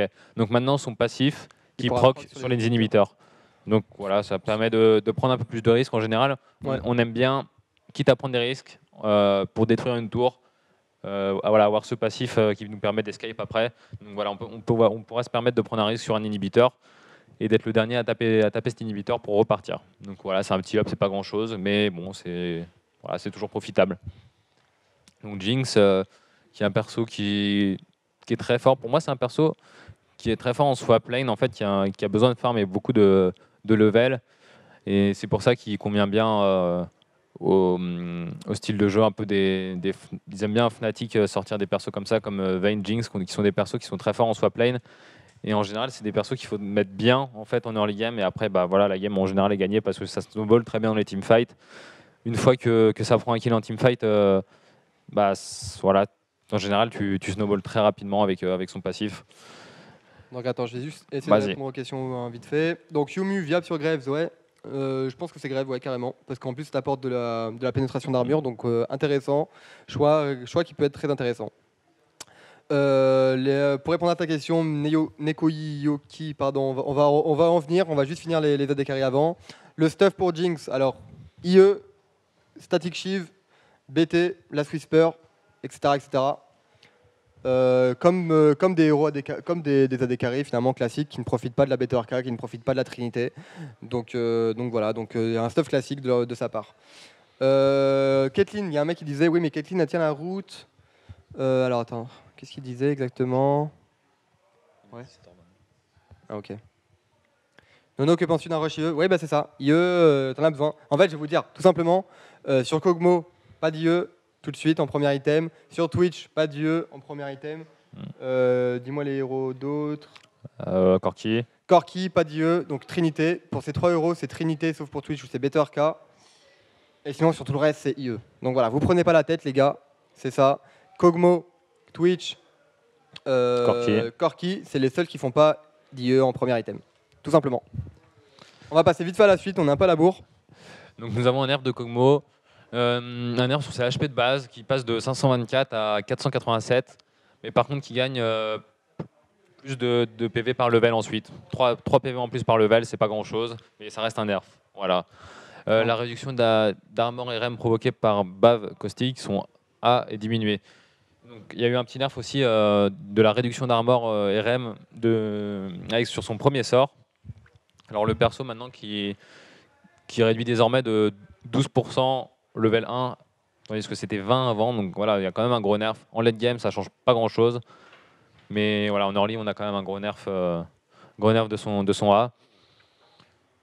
Après, comme je disais précédemment, pour ceux qui ont regardé les OGN par exemple, le Kog'Maw, en fait, tu maxes le E et tu laisses le A level 1. Et après, tu maxes le A tout simplement pour avoir une capacité à slow qui est énorme, une capacité à depush qui est aussi très intéressante.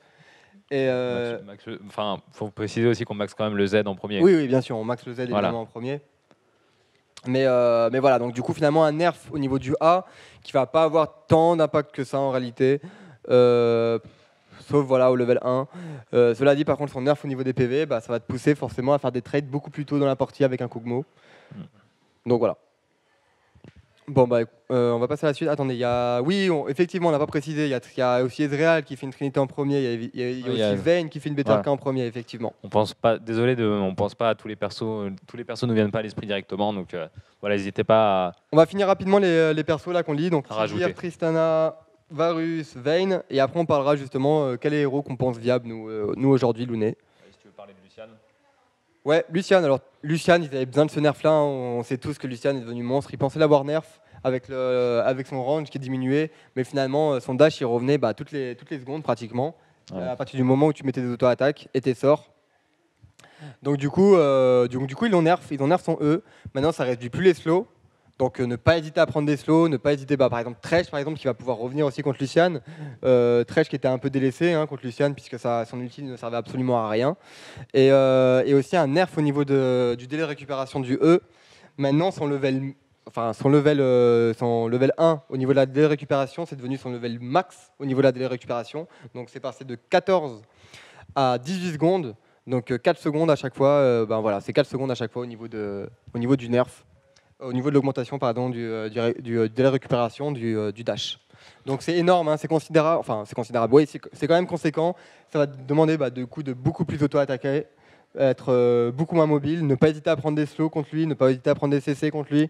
Et à mon avis, là, ça va être vraiment boldy de jouer Lucian parce qu'il a un range qui est quand même toujours aussi court. Ouais, on le rappelle que son range a été réduit au dernier patch. Son E avait été up. Voilà. Donc ça va être plus difficile à jouer. Maintenant, ça ressemble plus à un Ekari normal, mais avec un range très faible, quoi. Donc ça va être très dur à jouer, je pense, Lucian maintenant. Ouais, clairement. Mais je pense que c'est toujours viable. Hein. Tu penses aussi que c'est toujours viable, Nono, toi qui le joues? Ouais, c'est toujours viable. De toute façon, il ne faut pas oublier qu'ils avaient augmenté aussi le A. Maintenant, quand tu mettais un A sur les creeps, le héros adverse se faisait toucher à 100%. Donc du coup, en fait, il a une capacité à poke, Lucian, qui est très très très intéressante.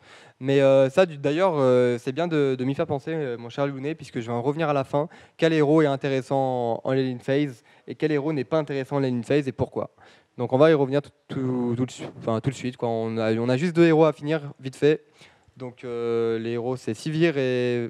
Ah non, 3 héros. Sivir, Tristana, Varus, non, 4 héros. Vayne, Sona aussi et le rework. Non, il y a quand même pas mal de champions encore qui ont été changés. Hein. Donc on va essayer de faire ça assez rapidement. Donc il y a eu un petit up de Sivir. Son R qui dure plus longtemps. Pas dans les premiers levels, ouais. Voilà, dans les premiers levels, ça change pas, sauf donc au level 11 où il dure 1 seconde de plus. Mais par contre, au level 16, qui dure 2 secondes de plus qu'avant. Donc c'est un petit up.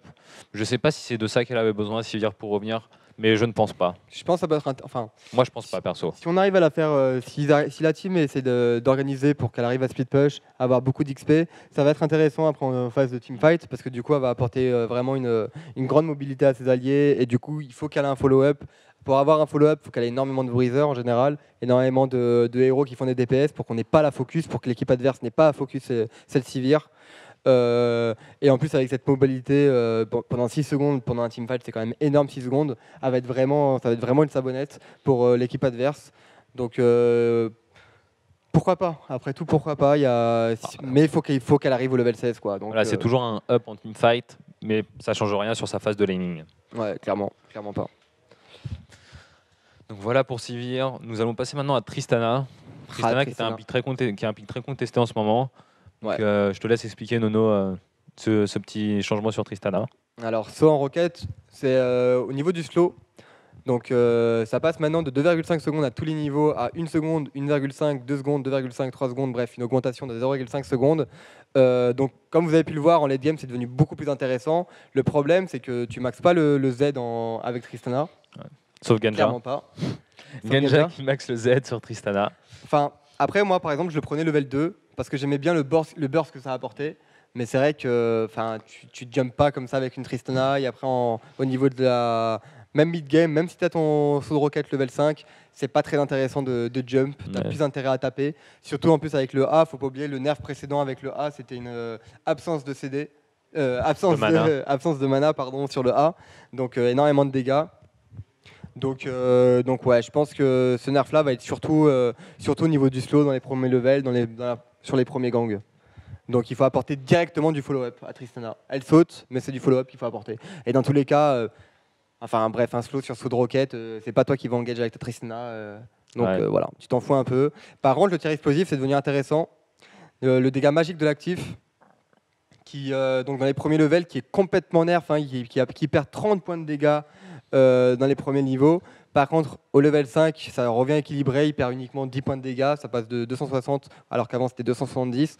Donc un changement qui n'est pas conséquent, mais sauf dans les premiers levels. Donc c'est-à-dire, qu'est-ce qui se passe en fait? Si dans les premiers levels tu fais moins de dégâts en AOE, ça veut dire que tu vas pouvoir push de manière moins efficace. Si tu peux push de manière moins efficace, tu peux pas mettre la pression comme l'attend une Tristana. Parce qu'une Tristana c'est très très weak en lane phase. Donc du coup ça a besoin en fait de push, de pousser la lane en fait sur la tour adverse. Et pour pouvoir justement être safe, pouvoir farm tranquillement, pouvoir poke les adversaires tranquillement. Mais maintenant, cette capacité elle peut être possible. Mais là, Nono, tu parles des dégâts du passif, du E de Tristana. Ouais. Il a été changé aussi? Non, je parle de l'explosion. Et l'actif, c'est l'explosion n'a pas été changée aussi? Si, je crois que c'est l'explosion, ça. C'est l'explosion? Je crois, non? Alors attends, vas-y, on va checker. Désolé, on essaye de se mettre d'accord là-dessus. Parce que je suis pas totalement sûr de ce qu'on dit. Donc je préfère qu'on vérifie tous les deux. Tu as raison. Donc pour moi, l'actif, c'est quand tu actives le sort, donc quand tu le mets sur quelqu'un. Donc c'est le E de Tristana que tu mets sur quelqu'un qui a été réduit au niveau des dommages par rapport à ses trades early, voilà. Ah oui, t'as raison. T'as raison. Donc beaucoup de moins de poke en early game. Mais attends, mais je me demande même si c'est pas ennemi de one ten. Si, à mon avis, c'est la même chose. Hein. C'est fixe ou pas les dommages Je crois que c'est la même chose. Ah en ouais fait, ce que tu mets au creep, c'est ce que tu mets au héros adverse. D'accord, ok. Donc c'est la même chose, donc complètement. Donc du coup, moins de poke, moins de capacité à push. Donc une lane in phase qui va être un peu plus compliquée pour Tristana, surtout si tu joues des héros agressifs. Bah, c'est surtout qu'il ne peut pas prendre des trades comme avant, parce que un E de Tristana sur l'AD en face, si tu lui mettais 2 auto-hits, en général, tu gagnais toujours tes trades, parce que voilà, tu avais ton E en plus qui réduisait le heal aussi, et bon, qui réduit toujours, mais qui fait moins de dégâts. Donc voilà, des trades en early qui sont plus difficiles pour Tristana. Ouais, clairement. Et donc une capacité à push qui est moins intéressante. Donc faut pas oublier, hein, cette capacité à push était très utile sur Tristana parce qu'elle permettait de combler sa lacune de range contre les autres héros. Maintenant, il faudra beaucoup plus auto-attaquer, beaucoup plus faire la différence, demander de l'aide à son support aussi pour push la wave. Donc voilà. On va passer rapidement au reste, on va faire un petit résumé à la suite. Il y a eu un petit changement sur Varus aussi. Donc Varus qui a eu une modification sur son A. Donc maintenant, il y a eu un changement de... C'est plus une animation, quoi. Un changement d'animation. Donc ça sera plus clair maintenant pour la direction de la flèche de Varus. Mais il y a eu surtout un changement au niveau du CD. D'accord, donc sur l'Ultimate. Un changement de 10 secondes, une réduction de CD de 10 secondes au premier level. 10, 15 et 20 secondes, ouais. 15 secondes au deuxième level et 20 secondes au troisième level. Donc c'est... Donc Varus qui est un héros vachement utilitaire, hein, qui était considéré comme un héros utilitaire. D'ailleurs, je me rappelle à l'époque, Double Lift, il était beaucoup joué en Europe. Et Double Lift disait non, ça m'intéresse pas de jouer Varus parce que c'est un héros trop utilitaire. Maintenant, on rejoint ce côté utilitaire finalement avec ce nerf en fait, de la chaîne corruptrice, hein, de l'ulti sur le Varus. Donc peut-être qu'il va pouvoir revenir, le Varus, apporter beaucoup plus de CC en teamfight. Enfin, je veux dire, pouvoir prendre des phases de groupe, des phases de teamfight beaucoup plus intéressantes avec Varus. Le problème, toujours le même problème avec Varus, c'est qu'il n'y a plus cette BT qui te permettait de poke énormément avec tes flèches performantes. Pardon. Et je fatigue. Hein. Ça va être très dur la LCSN tout à l'heure. Et donc du coup, voilà, c'est son problème à Varus, c'est qu'il peut plus poke de manière aussi efficace et qu'il doit mettre beaucoup plus d'auto-attaque. Donc finalement, ça a du sens, hein, le nerf de la chaîne corruptrice. Parce que du coup, il va pouvoir mettre, il pourra mettre des auto-attaques en lane phase, ce sera beaucoup plus, il pourra beaucoup plus jouer sur l'auto-attaque au lieu de poke directement avec son A. Mais bon, à mon avis, un héros qui peut peut-être revenir. Hein, moi, je trouve ça intéressant, mais voilà, c'est un perso qui est statique, qui n'a vraiment pas de mobilité. Ouais, c'est assez dur à jouer quand même, Varus. Comme ils font nerf la BT, c'est pas très intéressant. Tu peux pas faire ton taf au préalable qui était de POC. Voilà pour les changements de Varus. Oui, c'est Mais voilà, il parlait surtout du nerf de la BT en fait, qui faisait en sorte, Ah oui, pardon, qui c'était faisait le, que, oui, c'était voilà, le nerf de la BT, oui, pardon. qui faisait que Varus n'était Autant pour moins moi, je viable me suis qu'avant mal fait comprendre. au niveau de son POC. Donc on va passer sur Vayne. Donc Vayne, il y a eu un petit changement. Donc elle Un gagne, gros changement même, hein, ouais, finalement. ouais, ouais. Elle gagne 4 points de vitesse d'attaque par niveau au lieu de 3,1 avant. Donc voilà, c'est quand même assez énorme. Et son ulti lui apporte maintenant plus de dégâts d'attaque qu'avant. Donc 5 de dégâts d'attaque au niveau 1, 10 au niveau 2 et 15 au niveau 3. Donc ça va, voilà, c'est un bon up quand même. Ça va pouvoir permettre de prendre des trades plus facilement et faire plus de dommages au niveau 6. Qu'est-ce que tu penses de ce up, Nono? Ouais. Au niveau de l'attaque speed, ouais, bah, c'est évidemment, c'est devenu Ouais. clairement Enfin, intéressante. Non, mais clairement, Vayne, en fait, est devenue vraiment intéressant lane phase. Hein, c'est vraiment l'endroit où elle struggle, en fait, où elle galère, en français. Enfin, ouais. Et donc, du coup, bah, voilà, plus d'auto-attaque, ça va te permettre de pouvoir mettre tes procs beaucoup plus facilement, beaucoup plus rapidement. Donc du coup, très intéressant, je pense. Au niveau de l'ulti, finalement, c'est juste une correction apparemment, parce qu'elle profitait d'un bonus de dégâts après roulade de 0,1. Donc voilà. Et en fait, ouais, c'est vrai que ça va faire beaucoup plus de dégâts par contre en late game, etc. Mais bon, ça change pas grand-chose parce que c'est vraiment un ajustement surtout au niveau de l'ulti. Ce que j'aimerais bien, c'est revenir un petit peu aux questions précédentes pour faire un petit récapitulatif. Oui, donc alors, je vais peut-être pas revenir aux questions précédentes parce que ça nous prend un peu de temps et là, il faut qu'on. Enfin, on a c'est vrai qu'on est désolé, c'est la première fois qu'on fait cette émission. Le patch est assez grand quand même. On avait que 2 heures devant nous. À 18h, on a un show match. Donc il faut quand même qu'on se prenne 5 minutes de pause avant pour pouvoir se préparer, boire un coup, tout ça. Donc voilà, on va finir les explications sur ce patch. Si on a du temps, on va répondre à vos questions. Mais n'hésitez pas de toute façon à poser des questions à Nono sur son Facebook, sur son Twitter. Clairement. Moi de même pour les supports, sur Twitter pour Shlaya, pour les mids. Ouais. Voilà, et n'hésitez pas à toujours nous poser des questions, Mais, on nous répondra à tout. Donc pour en revenir en fait, donc quels sont les AD carry viables pour ce patch? Je pense toujours les mêmes. Hein. C'est vraiment ce problème de l'ABT qui veut pas voir le jour, qui veut pas être changé, remis comme avant. Il lui manque vraiment ce petit bonus de dégâts pour que les Varus reviennent en place, pour que les Draven reviennent en place, etc., etc. Même pour que les Grèves reviennent en place, même si on a vu qu'il a reçu un up. Donc du coup, à mon avis, il peut revenir un petit peu grâce à ce up. Beaucoup plus de dégâts en late game, beaucoup plus utilitaire au niveau de l'AOE en teamfight. Donc Grève, je pense qu'il peut revenir, mais il n'empêche, ça reste quand même la domination des Twitch, des Kog'Maw, des Tristana, Tristana et des Corki. Ouais. Pourquoi? Tout simplement parce que c'est des héros, en fait, il faut bien voir le genre d'héros que c'est. C'est des héros qui apportent beaucoup de dégâts avec pas beaucoup de stuff. Contrairement par exemple à une Tristana, on connaît tous la Tristana, si elle a uniquement une IE à la 30e minute, bah, elle va faire évidemment beaucoup moins de dégâts que par exemple un Kog'Maw Trinité, évidemment, parce que le 8e Trinité est beaucoup plus complet, on va dire, et les dégâts de Kog'Maw sont beaucoup plus forts. Alors qu'une Tristana a besoin par exemple d'énormément de dégâts, une Caitlyn aussi c'est pareil, ça a besoin d'énormément de dégâts à avoir l'auto-attaque, sinon ça va struggle. Donc c'est vraiment des héros qui gardent leur domination quand même. Après au niveau de la tenue de lane, c'est là où ça intéresse certaines personnes. Donc Ezreal par exemple, on me demande beaucoup Ezreal, etc. etc. En fait il faut prendre en compte au niveau de la lane in phase, tout simplement. Quel est le héros avec lequel tu peux poke et continuer à mettre la pression en permanence? Donc par exemple Caitlyn, un Lucian, c'est par exemple, admettons, vous êtes en lane avec une Zyra par exemple, la Zyra va mettre du poke avec ses plantes, avec ses A, etc., va mettre des dégâts. Est-ce que toi, avec ton héros, tu peux follow up? C'est-à-dire, est-ce qu'avec une Caitlyn par exemple, tu peux mettre tes spells pour qu'il continue à perdre des dégâts en permanence, même de loin? Est-ce qu'avec Lucian, tu peux continuer à mettre des dégâts en permanence, etc. Et donc oui, parce que tu peux taper les creeps et après toucher le héros adverse, donc avoir deux utilités sur le sort. La première utilité, c'est de push les lanes. La deuxième utilité, c'est d'arriver à poke l'adversaire. Donc très très fort. Contrairement à un Ezreal, au contraire, qui lui peut pas mettre ses skill shots. Enfin, ses skill shots, il est obligé de les mettre sur les héros adverses. Il passe pas à travers les creeps, quoi. Il passe pas à travers les creeps, voilà. Donc du coup, voilà, c'est des héros qui sont un peu délaissés, contrairement, voilà, contrairement par exemple à Caitlyn, contrairement par exemple à Tristana, Lucian. Voilà. Voilà pour répondre à vos questions. Désolé au niveau des questions qu'on a ratées. C'est vrai qu'on va essayer de s'activer un petit peu. Il nous reste un quart d'heure.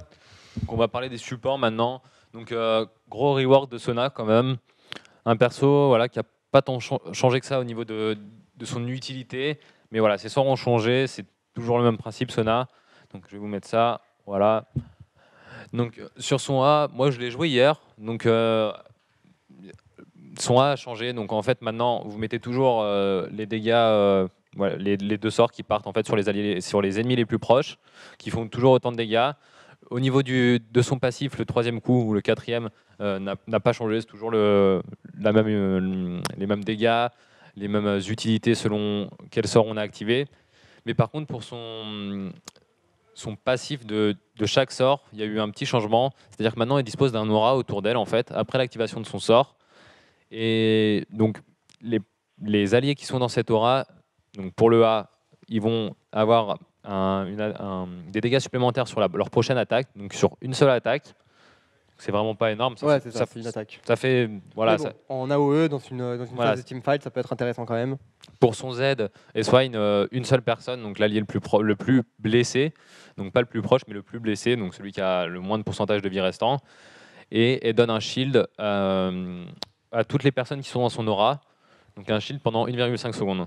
Un shield, ouais. Et pour son E, j'ai pas bien, donc pour son E, je vais plutôt vous le lire parce que je l'ai pas trop utilisé hier. C'est tout simplement aussi l'amélioration de vitesse de déplacement. Hein. Voilà, et donne de la vitesse de déplacement à tous ses alliés qui sont dans le cercle, du coup. Donc moi, ce que je trouve dommage un peu sur cette Sona, c'est que l'aura est vraiment, vraiment petite. Contrairement à avant où bah, les passifs, son aura était vraiment assez élevée et on pouvait profiter donc de la RM Armor, de ses dégâts supplémentaires sur son A et de sa MS beaucoup plus loin en fait d'elle. Donc pour moi, je trouve pas que ça soit vraiment intéressant ce changement sur Sona. Je trouve pas que ça soit un up. C'est juste un rework, le perso change un peu. Mais voilà, il faut vraiment être dans ce cercle, et ce cercle qui est vraiment très petit, donc ça risque d'être difficile en teamfight d'avoir le maximum de personnes dedans en fait. Voilà pour mon avis sur Sona. Ouais, rien à rajouter. Ça, ouais. Je suis d'accord avec toi. Vas-y pour Braum, Nono. Vas-y, on va passer à Braum. Donc, compétence au niveau du passif, le coup étourdissant. Donc, comme vous pouvez le lire, le dégât magique de base va augmenter, pardon. Va réduire, pardon. C'est 38, ça passe de 38 à 32, plus 8 fois son niveau au lieu de 12 fois son niveau avant. Donc, la compétence passive, c'est vrai que, rappelle-toi, quand elle explosait, ça faisait énormément de dégâts. C'est vraiment le point fort de Braum, en fait, ce passif. Ouais, clairement. Donc là, ça va réduire ses dégâts, et heureusement d'ailleurs, parce que c'est vrai que ça faisait énormément de dégâts. Le bouclier humain, son coût qui augmente aussi au niveau du mana, même s'il est inchangé dans les derniers levels. Mais en général, c'est pas ce que tu maxes. Hein. C'est pas ce que tu maxes. Tu maxes le A et après tu maxes le Z. Le wall. Ah, tu maxes le wall. Le bouclier humain, donc c'est le saut, tu sais, qui donne de l'air. Ouais. Voilà. Donc ça, c'est vraiment pas ce qu'on maxe. D'accord, donc c'est pas ce qu'on maxe. Donc au final, au niveau point de mana, il faudra vraiment l'utiliser. Faire attention à pas le cramer bêtement, quoi.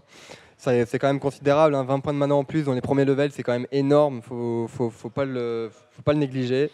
Et il y a aussi un nerf au niveau de la fissure glaciale, donc son ulti. Durée de projection de la première cible. Ouais. Qui passe de 1,5 secondes à 1 seconde, 1,25 et 1,5 secondes. Donc pour retrouver l'état qu'il avait avant, il faut être level 16. Et bonjour pour être level 16 avec un support, c'est pas tous les jours dans les games. C'est quasiment impossible. Hein. Le ralentissement aussi, pareil, qui était avant 60% à tous les levels, maintenant c'est 40, 50, 60. Et après, quand un ennemi quitte le champ de glace, donc quand l'ennemi sort en fait de l'ulti, il est ralenti pendant 0,25 secondes, alors qu'avant c'était 1,5 secondes, donc c'était énorme. Donc finalement, un ulti qui reçoit un gros nerf, et je pense qu'il en avait besoin parce que cette capacité à engage était quand même très très forte.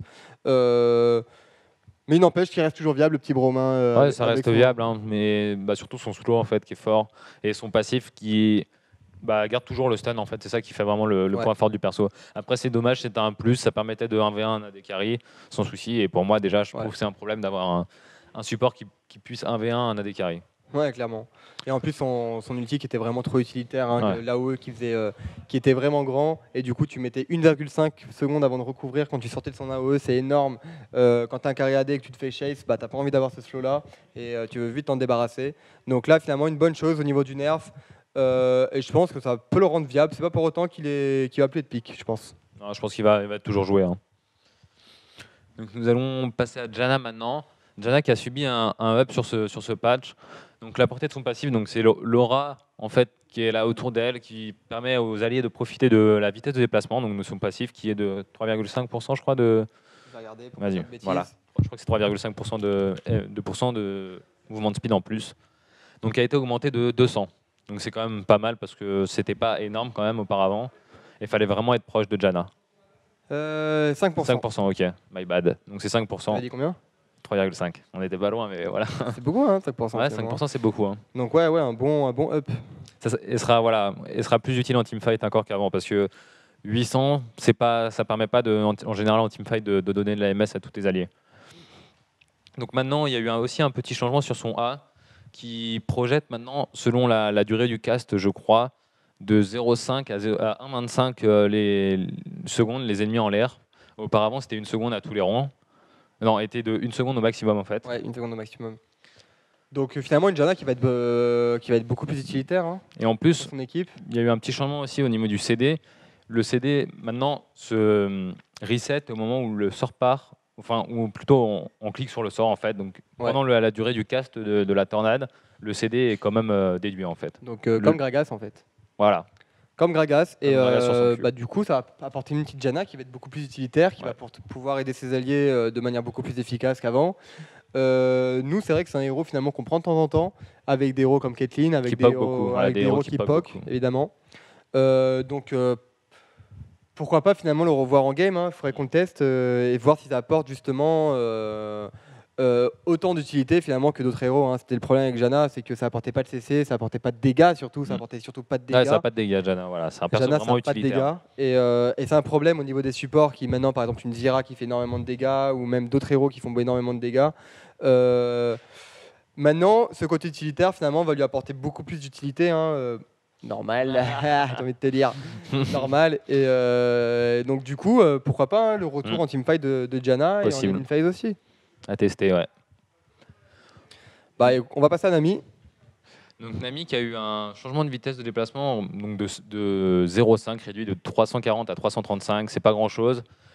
Mais par contre son Z voit donc son délai de récupération passer à 10 secondes au lieu de 9 à tous les rangs. Donc voilà, 1 seconde, c'était son heal et son poke, donc qui permettait voilà de poker les ennemis et de se heal en même temps. Donc moi je trouve ce sort très faible parce que ça permet de mettre des dommages et si tu te fais poke en même temps, de récupérer cette vie que tu perds en pokant.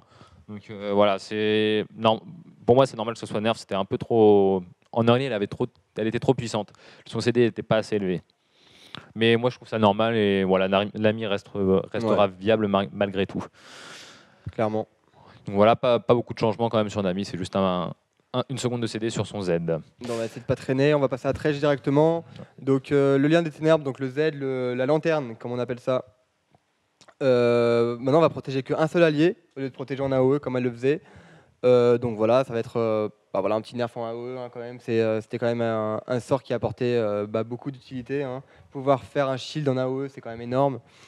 Mais bon voilà, le principal concerné sera toujours protégé, donc c'est-à-dire la Dekari. Donc c'est ok. Fauchage, c'est juste une correction de bug. Par contre, on a un gros nerf sur l'ulti hein, quand même. Ouais. Donc en fait, ouais. Et sur l'ulti, maintenant la boîte qui n'inflige plus de dégâts supplémentaires aux adversaires quand ils traversent les 2 murs. Donc ça c'est énorme. Hein. En même temps, c'était nécessaire ce genre de nerf. En fait, moi, ce que j'ai compris, c'est que il infligeait une seule fois des dommages peu importe à quel champion. Après, une fois que quelqu'un s'était pris le mur, les autres personnes pouvaient passer à travers ce mur juste en étant ralenti mais sans prendre de dégâts. Oui, c'est ça. Ouais, donc il touche en fait qu'une seule personne. Voilà, c'est ça, mais... Non. On est d'accord, on n'est pas d'accord. En fait... Ah si, t'as peut-être raison. Les boîtes n'infligent plus de dégâts. Non. Au-delà du premier. Oui, c'est ça. Parce qu'en fait, s'ils traversent un autre mur, ils vont prendre des dégâts en plus. Et en fait, maintenant, tu prends plus de dégâts en plus. Avant, ils prenaient les 2 dégâts. Avant, moi, je trouvais que c'était une petite bêtise. Hein. En plus, c'est un sort qui fait énormément de dégâts sans zapper. Même si t'es que la moitié des dégâts, je trouvais ça quand même considérable si tu traversais les 2 murs. Et en plus, il suffit que tu sois sur un côté du mur et que tu fasses les procs les deux en même temps. Ouais. Enfin bref, donc je pense que c'est un nerf qui est pas négligeable pour Thresh et qui est. C'est dur quand même comme nerf, hein, parce que ça permet. C'était vraiment fort en 2v2. Ouais, en 2v2, ouais, mais bon, finalement, c'est pas plus mal quoi. Voilà. Donc bon, bah, on peut voir qu'il n'y a pas de nerf sur Morgana, il n'y a pas de changement sur Morgana, il n'y a pas de changement sur Blitz. Donc voilà, deux persos qui n'ont pas été nerfs comparés aux autres, à Thresh, Nami, Braum. Donc voilà, je pense que Morgana va être pas mal pique en ce moment en tant que support vu qu'elle n'a pas été nerf.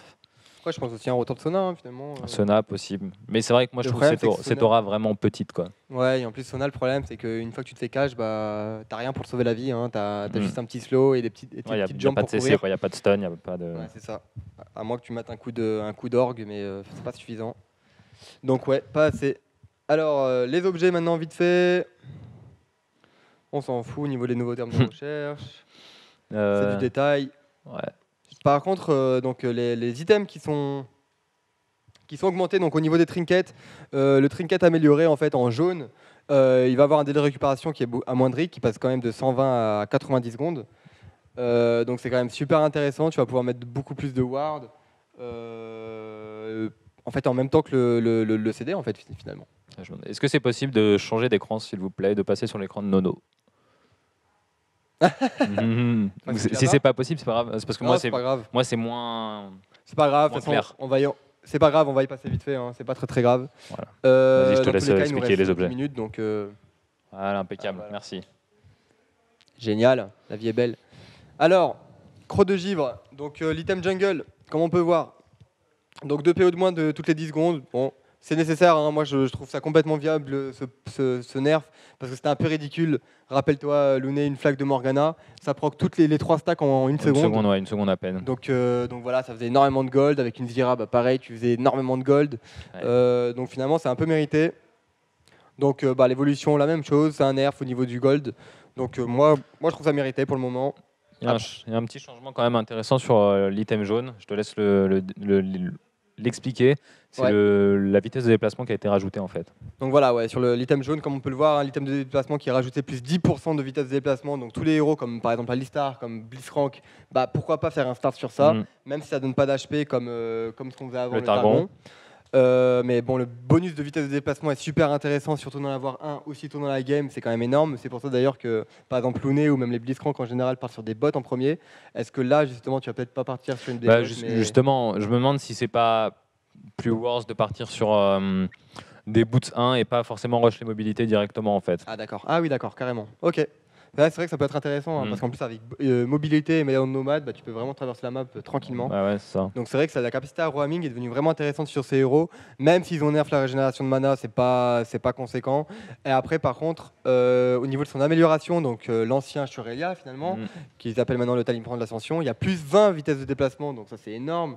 Imaginez couplé à des bots avec des mobilités, imaginez le pouvoir de roaming. Et en plus, c'était un item support qui était un peu délaissé en plus, hein, le talisman. Ouais, c'est vrai qu'il y en avait de moins en moins. Il y en avait beaucoup au début. Et après, ça c'est un peu, on l'a un peu perdu de vue. Donc là, je pense vraiment qu'on va le revoir sur les héros justement qui auront besoin de cette mobilité pour catch les gens, genre mettre la pression, exemple, genre Blitzcrank par exemple. Après, une augmentation aussi à l'évolution au niveau des PV toutes les 5 secondes. Et par contre, au niveau de réduction des délais de récupération, ça passe de 20 à 10%. Donc voilà, moins de délais de récupération. Mais bon, avec les supports, dans tous les cas, tu fais en général beaucoup de stuff avec la délai de récupération. Par exemple, Michael, Michael. Donc, tous les items support en général ont du délai de récupération. Voilà. Je pense que quand même, ce qu'il faut retenir, c'est surtout l'amélioration de vitesse de déplacement. Et ça, les gars, ça peut vraiment envoyer du lourd sur du Alistar, sur du Blitzcrank. Si on veut faire du roaming, ça peut être vraiment pas mal.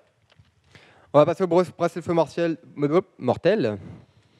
Donc le délai de récupération qui augmente de 70 à 80. Donc voilà, moins de possibilités d'agression en lane phase. Donc bon, voilà un petit nerf.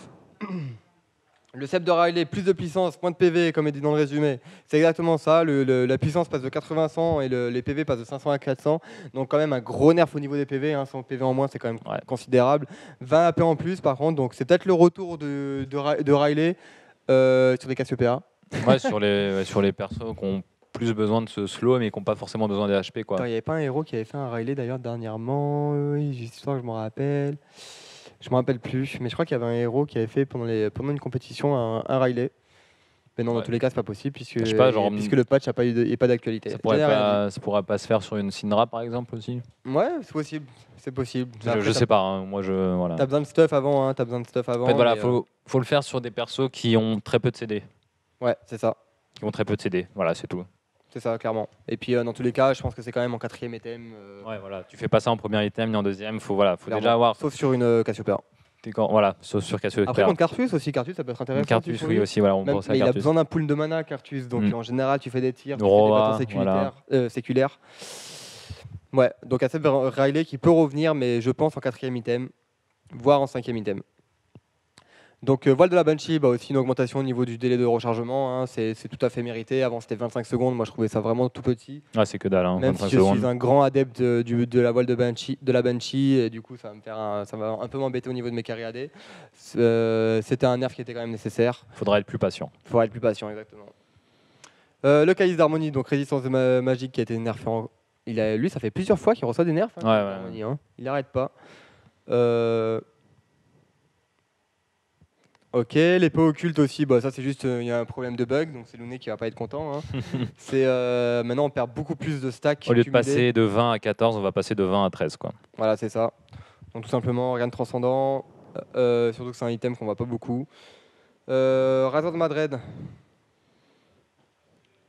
Voilà, donc d'accord. En fait, le Razor de Madred maintenant obtient désormais le compte, comme il est écrit là, le compte des effets cumulés pour Flamme Sauvage. Donc du coup, ce sera intéressant, comme on a vu maintenant au niveau des OGN par exemple, les Rengards ne finissent jamais le Razor de Madred. Qu'il n'est pas chargé quoi. Non, même pas. En fait, ouais, il le finit jamais, tu vois. Ouais, ok. Donc là, il le finit jamais. Donc là, justement, ils n'auront plus besoin de le finir et pourront attendre bien, une fois qu'il sera tout stack, l'augmenter en Feral Flare. Pour avoir directement la Feral Flare, c'est ça. Pour avoir directement la Feral Flare et pouvoir faire la différence. Donc un nerf, un up plutôt. Moi, je dirais plutôt un up.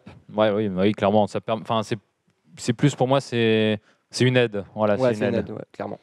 Donc voilà, je pense qu'on a un peu fini. Ah, il y a les Summoner Spell aussi à changer. Attends, mais c'est quoi ça? Ça, c'est en. Ah oui, c'est au niveau des 3v3. Dominion, je crois, ou un truc comme ça, non? Ouais, 3v3. Donc voilà, on va parler des sorts d'invocateurs, ce qui nous intéresse le plus. Donc la fatigue, la fameuse fatigue, quelqu'un nous parlait de la fatigue. Donc réduction des dégâts qui passe de 50 à 40% et réduction d'armure de résistance magique, réduit de 10 l'armure et la résistance magique de la cible. Alors ça c'est intéressant. Alors je pense pas que ça soit une disparition au contraire de la fatigue, il y a un retour aux assassins. Cela dit, ça a plus poussé en fait vers un spell fatigue. En fait on disait avant, prends une exhaust, tu vas pouvoir être beaucoup plus safe sur the lane, etc., etc. Mais on voyait pas le côté offensif en fait de l'exhaust. Ouais, parce que ça peut être offensif aussi l'exhaust. Hein. Et maintenant voilà, on pourra vraiment voir l'intérêt du spell offensif avec cette réduction d'armure et de résistance magique. C'est quand même énorme dans les premiers levels. Imaginez-vous, vous n'avez pas d'armor, vous n'avez pas d'émer, 10 en moins contre un héros comme Syndra par exemple, ça peut aller très très vite. Donc je pense justement à un retour de c'est une utilisation de la fatigue qui va être, je pense, toujours aussi efficace et qui va te permettre en plus d'être offensif et non plus défensif uniquement. Donc une bonne chose. Je pense une bonne chose. Un nerf au niveau du soin par contre. Donc le menton de ses soins il passe de 90 345, donc un gros nerf en late game. Il perd quand même 130 PV de heal. En late game. C'est énorme en late game. Mais ce qu'il faut penser en fait à soin, c'est surtout que c'est un héros qui peut toucher 2 champions. C'est un sort qui peut toucher 2 héros, voilà. Et qui donne de la mouvement de speed aussi. Donc c'est vraiment très intéressant pour les teamfights. Au début d'un fight, donne le robot au début d'un fight, voilà, on claque le heal. Au début d'un fight, il faut claquer le heal clairement. Mais après, c'est vrai que moi, c'est un sort d'invocateur, je pense, qui sera toujours viable en bot lane, parce que justement pour cette capacité à heal 2 héros en même temps. Par contre, qui est beaucoup moins efficace en mid lane. C'est vrai qu'on voyait un retour du heal au niveau de la mid lane. Et là, on voyait un retour du heal au niveau de la mid lane. Et du coup, on le verra moins. Je pense qu'on favorisera davantage la barrière. Donc, bilan, fatigue qui peut être vraiment offensif tout autant que défensif. Pas uniquement un sort défensif en disant on va jouer pussy, on va mettre sa fatigue. Maintenant, on va pouvoir dire on va jouer agressif, on va mettre sa fatigue, on va slow la personne, on va réduire son armure et sa résistance magique et on va lui faire un max de damage. Donc c'est une bonne chose. Le soin, toujours aussi fort au niveau du 2v2. Un peu moins fort au niveau de la mid lane, donc à mon avis les Ziggs heal, les Syndra heal vont un peu disparaître au profit de Syndra barrière par exemple quand ils tomberont contre des Leblanc, contre des Z, etc., contre des Fizz même. Donc retour de la barrière au niveau de la mid lane. Et après au niveau du suite du patch, rien de transcendant. Voilà, pour le patch. Donc on est désolé les gens, mais bon il est 18h. on a essayé de, voilà, on savait pas trop combien de temps ça allait prendre d'expliquer tout ça, de répondre à vos questions, d'aller un peu plus loin dans les analyses. J'espère qu'en tout cas qu'on a un peu expliqué tout ce que vous attendiez. Ouais. C'est vrai que la prochaine fois, on essaiera de répondre en fait de survoler le patch. C'est vrai, c'est une erreur qu'on n'a pas faite. Donc là, c'est vraiment notre première fois qu'on analyse un patch. L'erreur qu'on a fait, c'est qu'on est passé trop de temps en fait sur le patch en lui-même et du coup pas assez de temps avec vous. On l'a entendu, vous inquiétez pas. On va essayer vraiment de corriger ça à l'avenir et vraiment apporter un bon travail, un bon exercice pour vous, et que ça soit profitable pour tout le monde, y compris pour nous. Après, donc moi, je vais mettre un petit message sur Twitter pour dire ce que vous avez pensé. N'hésitez pas à balancer des messages constructifs. Je vais les lire avec plaisir et je vais essayer de les retenir. Louné aussi, hein, évidemment. Bien sûr. On est deux dans le délire. Et donc voilà, donc on a essayé de faire de notre mieux. N'hésitez pas à poser aussi vos questions sur aux joueurs respectifs. À Shones, hein, vous avez son Twitter, vous le connaissez, Shones Pro. À Shlaya, vous avez son Twitter, c'est Shlaya. Ouais. À Spontex aussi, si vous avez des questions sur la top lane. Et Spontex. enfin à Louné et moi. N'hésitez pas à poser vos questions, on répondra avec plaisir sur le Twitter. Nous on vous laisse, on va passer directement en fait à notre game contre les GSI. Donc une équipe apparemment qui a été invitée à 100% comestible, donc une équipe peut-être que vous connaissez. Je crois que c'est plus les mêmes joueurs qu'il y a dedans, il y a eu des petits changements, mais ça reste une team quand même assez forte avec des joueurs D1 Challenger la plupart. Ils sont Challenger en team je crois, donc ça va nous faire logiquement il va y avoir du beau spectacle et voilà, ça va nous faire un bon entraînement. Ouais. Et voilà, à tout de suite, ne quittez pas. À tout de suite.